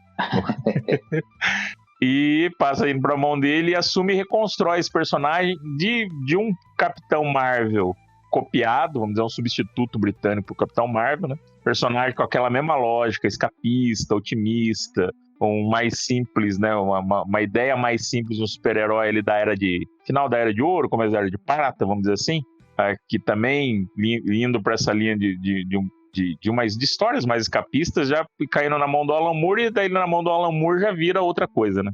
Então a perspectiva do herói começa a ser mais sombria, a ideia de respostas heróicas já muda, e aí o Alan Moore faz o que todo nerd de dedo sujo de Cheetos não gosta, né? Coloca política no nosso personagem, né? Coisa proibida hoje. Né? Por favor, não coloque política no meu gibi. Tomar no seu... desculpa, gente. Hoje eu tô coringado. Hoje eu dei aula de mitos nos sextos anos. Nossa! Três alunos de mito da antiguidade. Tá. Formação de mito. Eu criei um mito para cada classe, e aí fiz um comparativo, cheguei até no dilúvio. Achei que você ia falar de mito de 2018, assim, essas coisas. Não. Mito na ideia da criação de religiosidade. Eu fiz uma ideia nessa linha, e 4 alunos perguntaram se eu era ateu. Eu já pensei, falei, pronto, já vou ter problema com a direção da escola. Então, e aí a gente tá falando de personagens que nada mais são do que mitos, né? A jornada do herói e tudo mais, né? Que basicamente é o nosso podcast que fala disso, né? O tempo todo, então... Mas foram boas aulas, viu? Apesar de tudo, foram boas aulas. Mas, querendo ou não, quando você vai começar a falar desses temas mais espinhosos, sai de tudo, né, cara? E é muito gostoso. Criança pequena assim, de adolescentes ali que estão nessa fase ali, próximo, saindo ali da fase de criança, começo da pré-adolescência ali, eles são bastante... Como é que fala? Eles têm bastante curiosidade, então atiça a nossa curiosidade também. Bom, voltando, parênteses mais longo do episódio, vamos voltar para cá pro Miracle Man. Então ele passa a figurar como um personagem de uma linha mais adulta, mais crítica, inclusive criticando a ideia de super-herói, né? Como o Alan Moore sempre faz, mais uma vez usando mais um personagem que agora acabou ficando meio obscuro também de novo, mas mais um personagem para subverter a lógica do herói, né? Como ele fez na Piada Mortal, como ele fez no Watchmen, principalmente no Watchmen, né? E mais uma vez pegando um personagem que era uma cópia de um outro personagem e fazendo a sua própria versão. O Miracle Man, ele tem essa, como eu disse, essa linhagem mais britânica, né? E como o William trouxe aí, ele passa a voltar a se chamar, ele passa a se chamar agora Marvel Man e tá na Marvel Comics, né? Então ele fez todo o caminho inverso aí do nosso amigo Capitão Marvel, que virou Shazam, que vem da Fawcett e vem pra DC, e ele vai de uma editora britânica pra Marvel e toma o nome de quem ele fez clone no início. Inspirado. Ele foi quem ele foi inspirado. É o capitalismo, a bênção do capitalismo. Muito bom, Marcelo. Ó, Marcelo tá dando umas dicas, cara, que de verdade, assim, ó, eu conheço de ouvir falar. Eu conheço esse personagem, de ouvir falar, mas nunca li nada também. Só que, por conta disso, tá me dando vontade de ler realmente essas coisas, sabe? Porque são, Alan Moore, né, pô? Alan Moore é sensacional, cara. É o que você falou. Não sei se todo mundo concorda aqui, né? Nós três, mas eu acho que sim. Então, assim, agora eu quero ler também o Miracle Man. Só pra deixar uma dica também, procurem um vídeo no Quadrinhos na Sarjeta falando do Miracle Man. Ele aprofunda. Como a ideia do nosso podcast era fazer mais uma. Fazer como a gente faz aqui, mais leve e com um tempo menor, né? Lá ele revisita todo esse histórico que a gente falou aqui, né? Inclusive até chegando onde que o William disse aí dele ir pra Marvel, ele faz um vídeo bem longo, e só falando desse personagem. Então recomendo procurar no YouTube esse vídeo dele. Boa dica.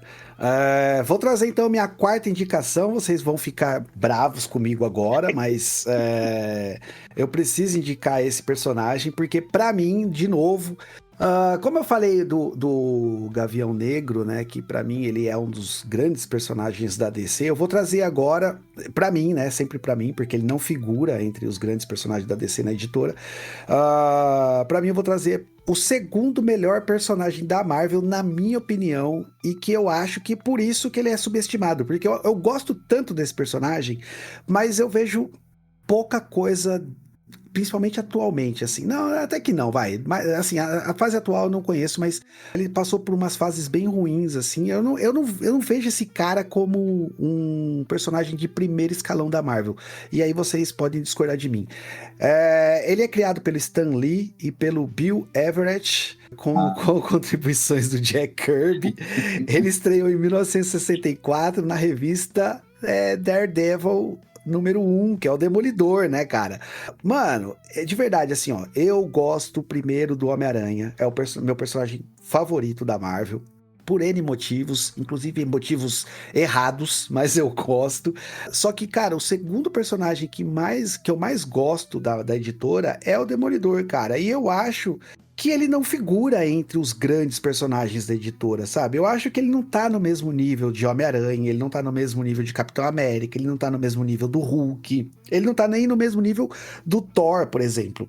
Eu acho que esses personagens que eu citei agora têm mais valor e mais destaque que o Demolidor.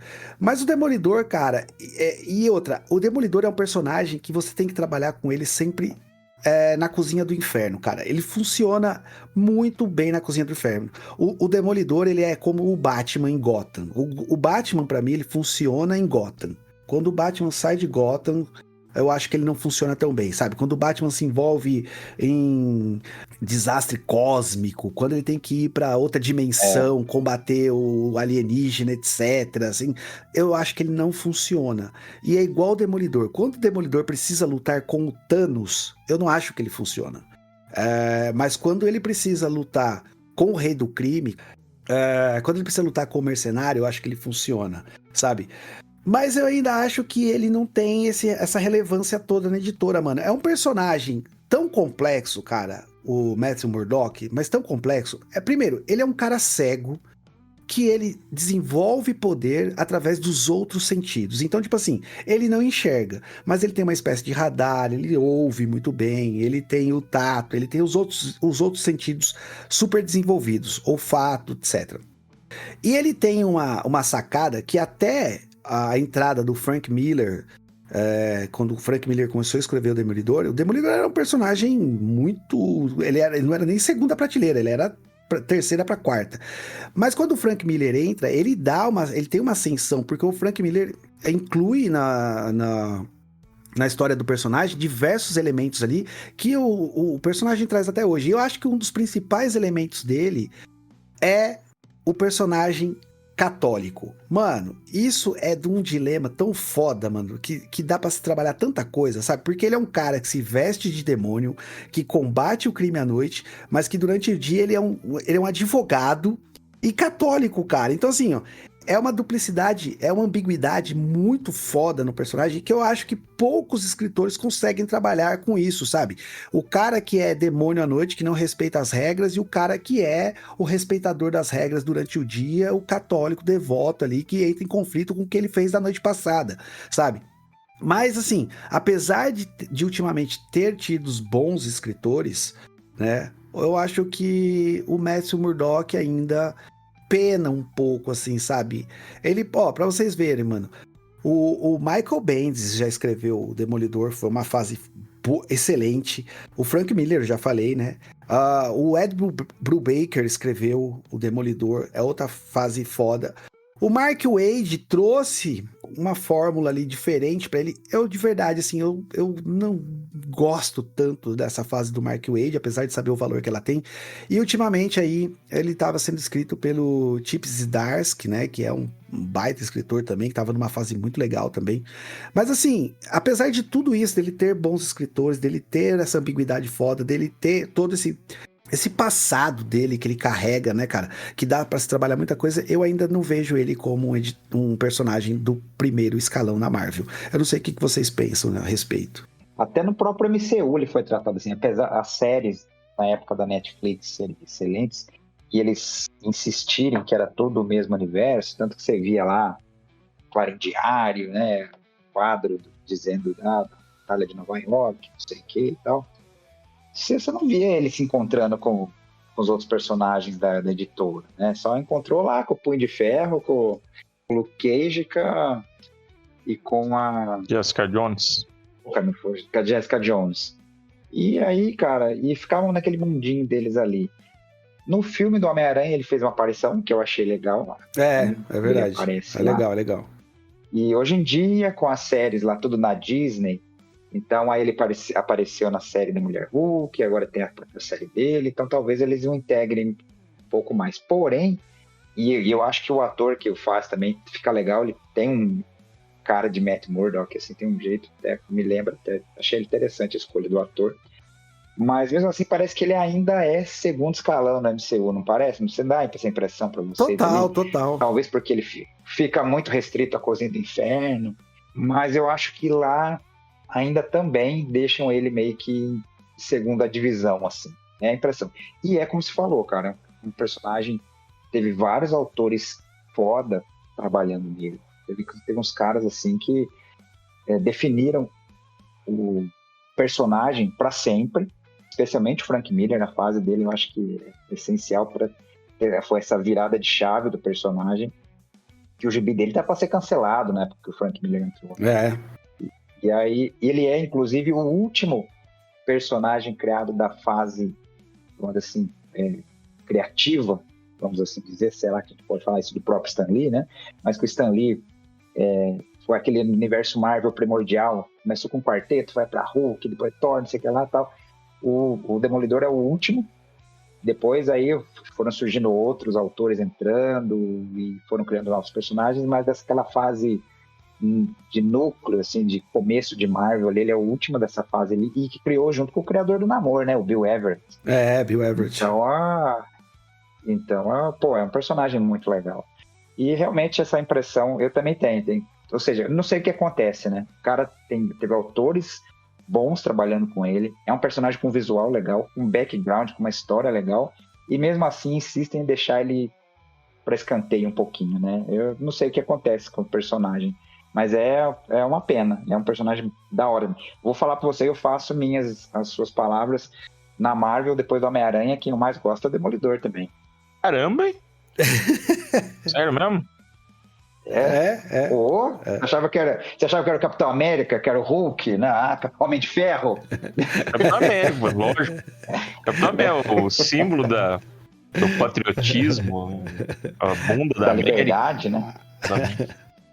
A Águia da Liberdade, é isso aí, A Águia da Liberdade, tomar no cu.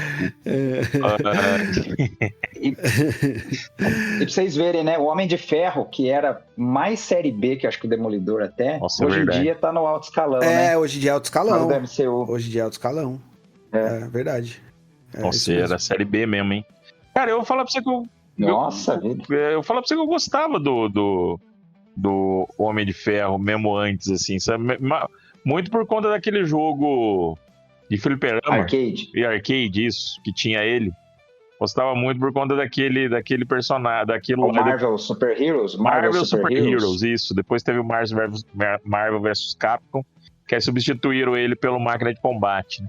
Máquina de Combate. Tinha um especial roubado do caramba. Nossa senhora, roubadaço. Mas era muito legal. Não, mas só falei do Capitão, do Homem de Ferro quando essa questão mesmo. Realmente, ele era série besaço total, assim.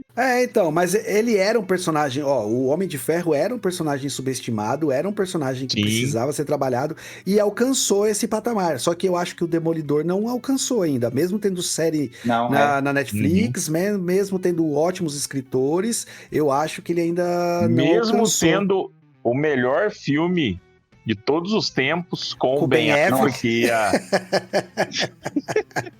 Agora falando sério. Nosso amigo Daniel vai concordar. Mas vamos lá, tem algumas coisas relativamente não boas, o filme não é bom, obviamente. Tem algumas coisas boas naquele filme. Algumas coisas legais de adaptação, assim. Os créditos finais. Quando sobe aquelas letrinhas no final, é legal pra caramba. Maravilhoso. O Ben Affleck, assim como no Batman, ele fisicamente ficou bem, né? Mas ele não é um bom ator, não acho ele tão bom ator assim. Mas ele fisicamente ficou bem, tanto de Batman como de Matt Murdock. A Elektra também é uma boa escolha de atriz. E o Mark Clark Duncan, apesar de mudar a etnia do personagem, também ficou legal. Lá veio aquele momento lá, aquele momento da cultura woke, mano. Já estão mudando a etnia do meu personagem. Mas o cast, o cast era até relativamente bem escolhido, mas o filme é uma bosta. Lembrando que o Jon Favreau era o Fog Nelson do filme, que veio a fazer verdade, não lembrava disso. Que veio a fazer ser o diretor do Homem de Ferro, do primeiro Homem de Ferro, e ser o guarda-costa do Homem de Ferro também. Ele é o guarda-costa. É o rap. Cara, que mundo pequeno, hein? Ai, caramba, da hora, mano. Mas queira ou não, foi a visão do Jon Favreau que transformou o Homem de Ferro no que acho que ele tá hoje. É verdade, eu também acho. Também acho. Também a atuação do Downey Jr. também tem isso. Mas também era um ator caidaço também. Era um ator caidaço. Era um ator que fez um sucesso no começo da carreira e depois se afundou, acho que em droga e bebida, se eu não tô enganado, e sumiu e voltou no Homem de Ferro e refez a carreira dele, né, cara? Cara, ele deve muito ao Tony Stark, até por conta de história de vida parecida também. Né? É verdade mesmo, verdade. Pode crer. Caramba, verdade.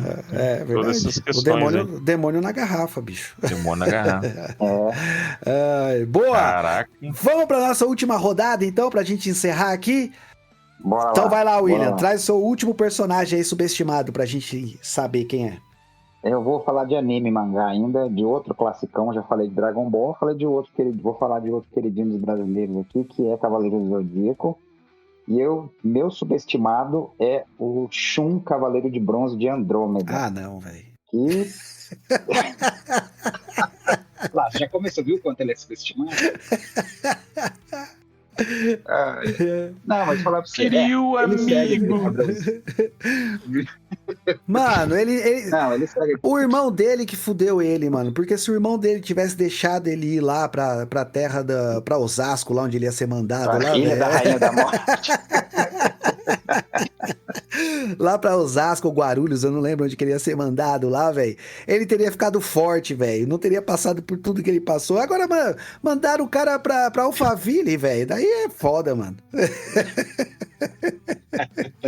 Não, mas mesmo assim ele já ficou fodão. Porque, olha, eu vou falar pra vocês, ó, na saga das 12 casas, acho que os dois únicos que conseguiram derrotar 2 Cavaleiros de Ouro foram ele e o Shiryu. Ele conseguiu, tudo bem, não tava o Saga lá, o de Gêmeos presente, mas o Shun conseguiu acabar com a ilusão de Gêmeos, conseguiram passar. E lá na luta contra Peixes, o Shun morreu também, beleza, mas matou o Cavaleiro de Peixes. O Shiryu venceu o Máscara da Morte e também lá com o Shura de Capricórnio morre também lá. O Seiya foi o único que passou no sapatinho. Né? Não venceu o Aldebaran e não venceu o Aior. Desculpa os fãs do Seiya, mas o Seiya só foi no vácuo. Pelo amor de Deus, o Seiya é o pior cavaleiro de todos. O Ikki venceu o Shaka, que era o foda de vencer. O Yoga não ganhou do Milo, desculpa também, ele não ganhou do Milo. O Milo que salvou a vida dele depois, e aí morre lá lutando com o mestre dele lá com o Aquário. Então, os dois únicos que derrotaram 2 Cavaleiros de Ouro mesmo foram o Shiryu e o Shun. Lá em Poseidon, quem trabalhou de verdade, quem derrotou 2 generais marinas também foi o Shun e o Ikki, que derrotaram 2. O Seiya pelo menos derrotou um lá, que foi o Cavalo Marinho. Cavalo Marinho. E só também. O Seiya também, para variar, sempre no sapatinho, só no vácuo dos amigos dele lá. Mas então, é um personagem que eu entendo, tem aquele padrão shonen, tem que ter o fodão, que é o Ikki, tem que ter o que é amigável, que é o Shiryu, tem que ter o que tem os problemas, que é o Yoga, tem o Seiya, que é o protagonista, o Shun é aquele que é o personagem que é meio andrógeno, tinha uma armadura rosa, aí a molecada zoava, né, por conta disso, mas e aí todas as questões também de que ele era mais sensível, não queria machucar os inimigos, mas quando ele, então vou ter que brigar mesmo, ele detonava. Foi o que ele fez, por exemplo, com a Afrodite, na Casa de Peixes. Tirou a armadura dele e tudo, e usou como é que é? Não era a nebulosa, o poder da nebulosa lá que ele usava lá, detonou, jogou a Afrodite longe, né? Mas...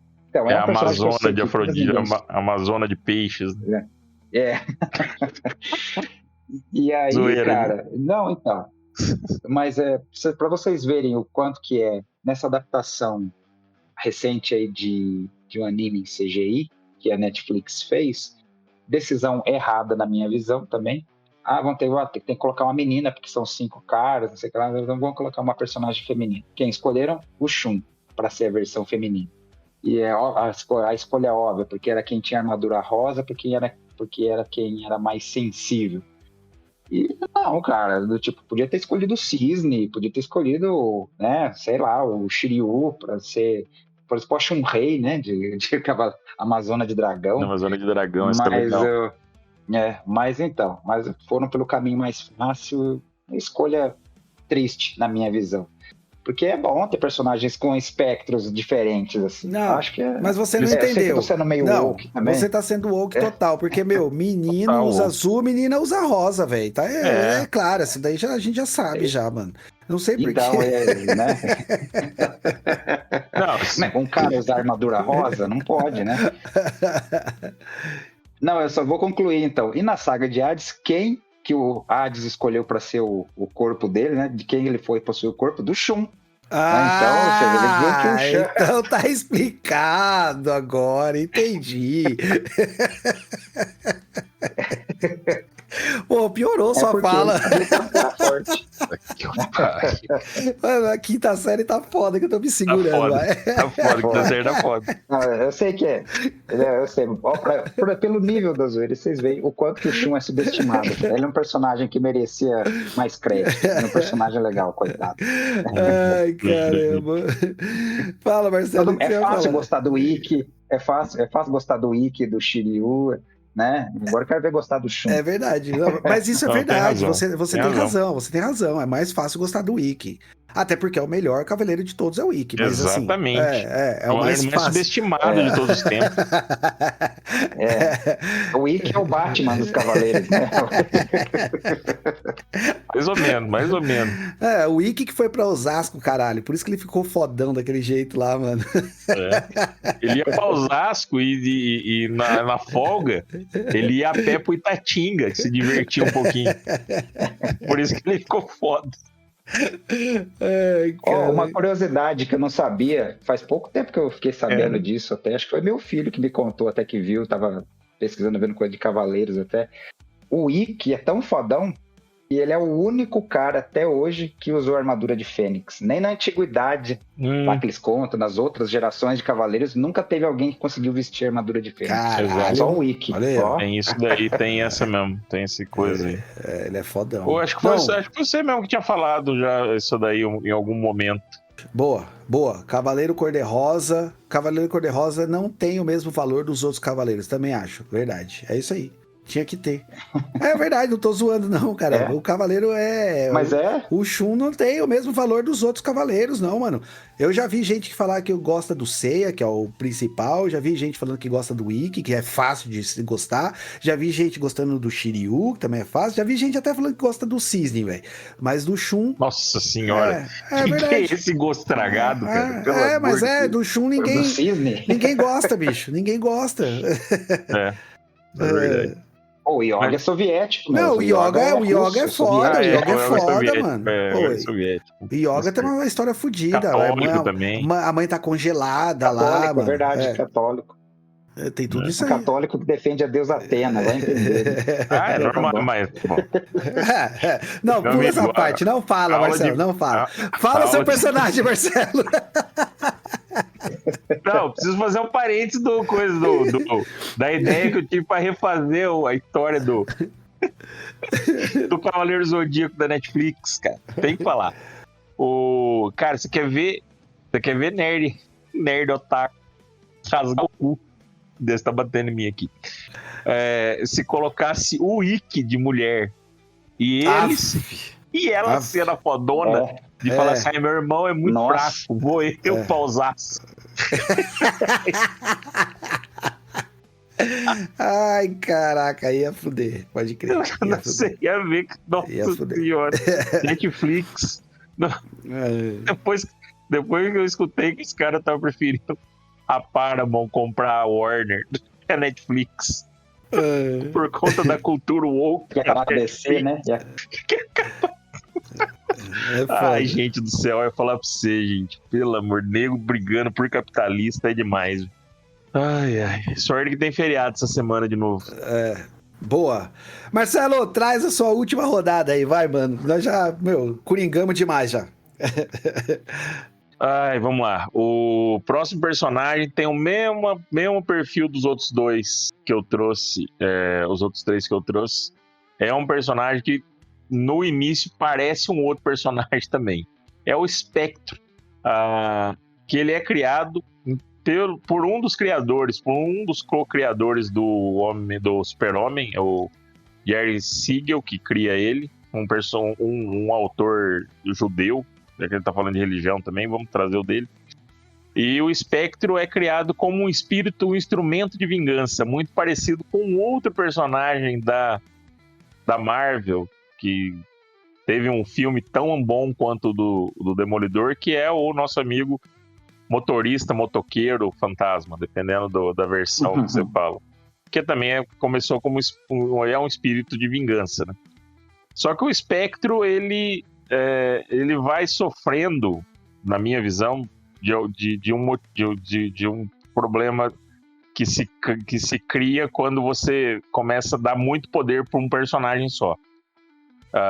E ele acaba sumindo das revistas em quadrinhos ali do final mais ali na época da Era de Ouro, final da Era de Ouro, começo da Era de Prata, por conta disso, ele ficando muito, muito super poderoso. O que aconteceu com o Superman, o que aconteceu com N outros personagens, e aí para dar uma virada no personagem, ele passa a ser um anti-herói e é uma das figuras. O William me ajuda nessa de novo, que sempre quando a gente precisa de ajuda, a gente recorre ao William, né? Ciclopédia. Enciclopédia. Ele é um dos personagens importantes também, ali junto com o Monitor e o Anti-Monitor, nas Crises Infinitas Terras também, né? Se eu não estou enganado, né, William? Foi, ele tem um papel, ele é importante. Importante também no retorno do Hal Jordan. Exato. Né? Uhum. E ele acaba sendo meio que revisitado nesse período, né? Inclusive, naquela série... Cara, outra coisa também, eu vira e mexe eu brinco com aquelas séries da CW, que são uma bosta, igual o filme do Demolidor. Mas você gosta, né? Mas você assiste. Não, mas é aquele tipo de coisa, é aquele tipo de coisa que você acaba vendo porque não tem nada pra ver, e você não quer colocar uma série muito pra você ficar pensando, você coloca uma porcaria dessa pra ver. Uma que eu não consegui assistir de jeito nenhum foi o Arrow, que era do Arqueiro Verde, que justamente eu falei aqui, porque é um cocô, é uma perversão aquela série. Mas o Flash e a Supergirl tem os seus momentos. E o Espectro, numa das temporadas do Flash, é um dos... Ele acaba aparecendo junto com o Monitor e o Anti-Monitor, por isso que eu tô lembrando aqui, por isso que eu lembrei da Crise das Infinitas Terras, que eles têm um final de temporada que eles tentam emular o final a Crise das Infinitas Terras. Até não é mal feito, imaginando um orçamento de série de TV, até que eles são dignos, vamos dizer assim, vai. Consegue ali quase que bater no Snyder. Eles conseguem fazer um negócio melhor que o do Snyder na Liga da Justiça e no Batman vs Superman. Mais alguém vai querer me xingar agora também, né? Fãs do Snyder vão vir aqui bater em nós por minha causa. Desculpa aí, gente. Falar mal do Snyder? Não é falar mal. Superman que deixa o pai morrer. O cara que não consegue ter clímax no filme, porque o filme dele é um clímax do início ao fim, né? Mas vamos lá. Basicamente é isso. E aí, então, a gente tem aqui um personagem que começa com a ideia de punição e justiça como a justiça total, né? E acaba virando um personagem que mostra que também a ideia de justiça pode ser... A justiça sem limite pode virar injustiça também, né? Então é um personagem que tem essa dualidade interessante e que pecou, que foi meio que escanteado por conta de ser um personagem que cada vez que vão criando mais poderes, ele e aí o Luciano fala muito bem isso, né? Quando você não tem um bom autor, você acaba estragando os personagens, né? E eu acho que o Espectro sofre um pouco disso.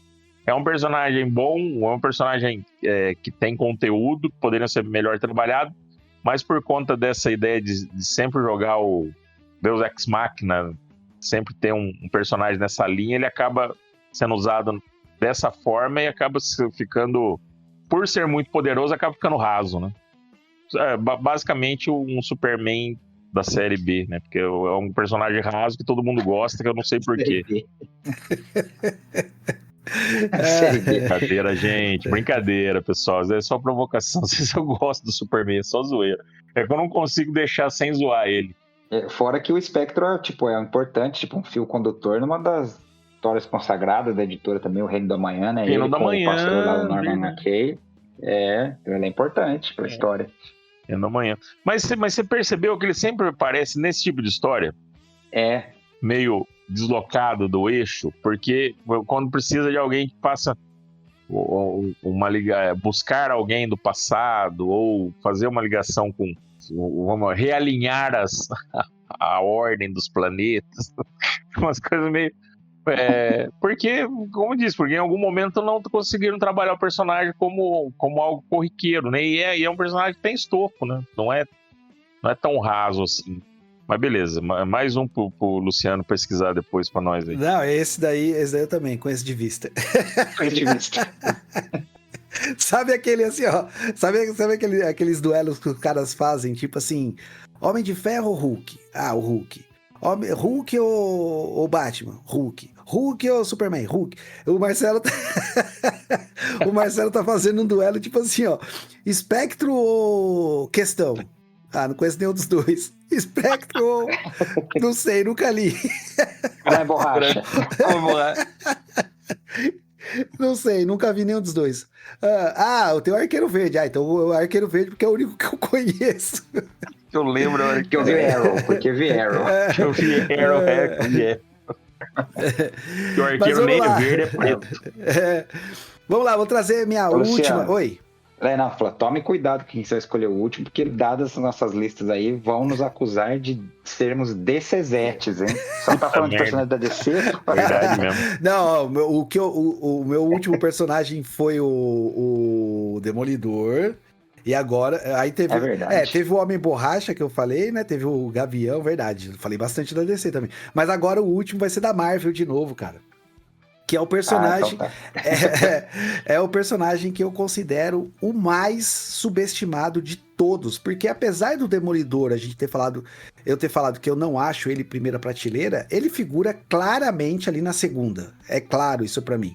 Né? Que ele é o personagem da segunda prateleira. Agora, o personagem que eu vou falar, cara, eu acho que ele tá na terceira, quarta prateleira, assim, pelo menos na minha opinião, e é um baita de um personagem, é um personagem que eu gosto muito, eu ando lendo ultimamente algumas coisas dele, e, cara, é impressionante a capacidade que esse personagem tem de evolução, de contar histórias, de trazer problemas sociais, cara.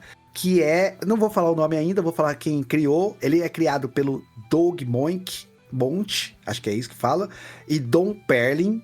A sua primeira aparição foi lá no revista do Lobisomem, número 32, em 1975. Também já Tem já série dele na Netflix. Tem série dele também na Netflix, que é o Cavaleiro da Lua. Cara, esse personagem é outro que, assim, ó, ele tem uma história tão foda, mano. Porque ele é um... existem algumas versões também, né? Mas, enfim, ele é tipo um mercenário que tá indo... A série conta mais ou menos isso também, né? A série da Netflix, se eu não me engano. Que tá indo numa catacumba, numa pirâmide, alguma coisa do tipo. Ele é traído lá, fica pra morrer e ele é salvo pelo deus Khonshu, que é um deus egípcio, né, o William? Se eu não me engano, né? E aí, cara, eu acho que o que transforma esse cara num personagem muito, muito foda de se trabalhar é que ele é um cara que ele tem um transtorno fudido, que ele tem várias identidades, né, mano? Ele é o Mark Spector, mas às vezes ele pode ser o Steven Grant e às vezes ele pode ser o Jake Lockley, né, mano? E aí cada identidade dele, cada perfil dele tem um tipo, é um personagem diferente ali. Então, como o Mark Spector, ele é o combatente, ele é o cara que tá atrás das aventuras. Como o Steven Grant, ele é o milionário. Como o Jack Lockley, ele é o taxista que tem informações. Jake, né, Lockley, ele é o taxista que tem informações e tal. E, inclusive, o uniforme dele muda conforme ele tem ali a sua crise de identidade ali, né? O uniforme dele acaba se transformando. E ele é um outro cara também, ele é um outro personagem que passou, cara, por escritores sensacionais, assim, sabe? Ele tem uma fase do Warren Ellis, cara, que é foda pra caramba. Ele tem uma fase do Jeff Lemire, que é muito boa. Tem um outro escritor, cara, que escreveu ele, que eu não lembro agora, mais recentemente também, que é excelente. E agora... ele tá sendo escrito, se eu não me engano, pelo J.D. McKay, que é o mesmo cara que tá... não sei se ainda tá escrevendo, mas que começou a última fase dos X-Men, cara. E, cara, que quadrinho bom, malandro. Que quadrinho bom, mano. Ele se reúne e ele tem um grupo de super-heróis que atua com ele, que pensa pelo social. Eles criam a mansão, acho que é a Mansão da Meia-Noite, se eu não estou enganado, que é onde as pessoas excluídas podem buscar refúgio, podem buscar proteção. Cara, então assim, é uma gama de história que você consegue trabalhar com esse personagem, cara, tão grande, tão grande. Fora algumas outras histórias que eu já li que ele entra em conflito com essa personalidade dele, então ele mesmo briga com ele mesmo, e aí você não sabe que hora que é a realidade, que hora que é a cabeça dele. Então, quando você tem um bom escritor ali trabalhando essas várias personalidades dele, cara, é fantástico, assim, ó. E apesar de ter vários escritores bons ultimamente, apesar de ter série na Netflix, que nem fez tanto sucesso, é um personagem, cara, que pouquíssimas pessoas conhecem, né? Eu não sei quem é fã de quadrinho mesmo, mas a galera que não é tão fã assim não conhece da série da Netflix e olhe lá quando conhece. E é um personagem que, na minha opinião, dos personagens subestimados, é o mais subestimado de todos. Não, é um personagem legal. Pô, isso aí é... Eu confesso que dele mesmo próprio eu li pouca coisa, não... Às vezes eu lia muito, às vezes em encontro dele com outros personagens, teve do Marvel Team Up, assim, encontrava o Homem-Aranha e tal. Inclusive até me lembra quem faz uma análise, uma vista rasa do personagem, fala, é um Batman de roupa branca, sabe? Os caras falam, nossa, é um personagem muito distinto do Batman, assim, pra mim até não tem nada a ver, apesar do fato de ficar andando à noite em cima dos telhados, e que me lembra do encontro com o Homem-Aranha, fala pra ele, você é louco, cara, anda de roupa branca nos telhados de Nova York? Mas é um personagem interessante mesmo, cara. Que esse aí, acho que é difícil sair da terceira ou quarta prateleira, até por conta de não ser muito famoso.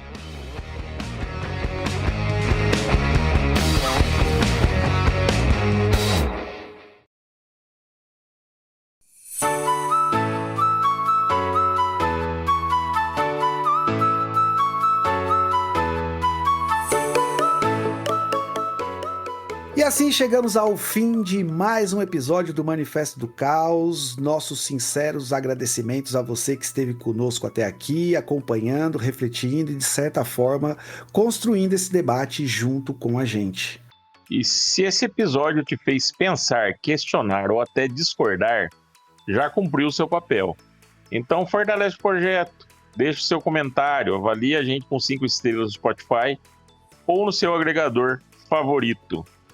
Olha, a conversa não termina aqui não, hein? Se for continuar esse debate com a gente direto aí no Spotify mesmo, no aplicativo de podcast seu preferido que você curtir aí, traz a sua visão, traz um comentário, escreve aí o que você achou, quais são os seus personagens, lista aí, que é sempre legal bater papo com vocês aí, trazer esses pontos de discussão aí. E a gente também tá no Instagram, no @Manifesto do Caos. Segue lá para acompanhar os bastidores, cortes, expandir essas trocas em outras plataformas e coringar com a gente. E tem também, obviamente, o site, né? O www.manifestodocaos.com.br. Está sendo sempre atualizado aí com os conteúdos que a gente conversa aqui, que tudo que a gente fala aqui está transposto para lá também. E não deixe de compartilhar, então, esse episódio, né, ou outros episódios com aquele amigo que gosta de cultura pop, né, e que também quer entender o que existe por trás dela. Não deixem que ninguém tire isso da sua cabeça, gente. No fim, cultura pop é disputa de narrativa, é visão de mundo e principalmente consciência. E lembre-se, o Wiki mulher seria sensacional. É isso aí, pessoal. Obrigado pela companhia, um grande abraço, até o próximo episódio. Tchau!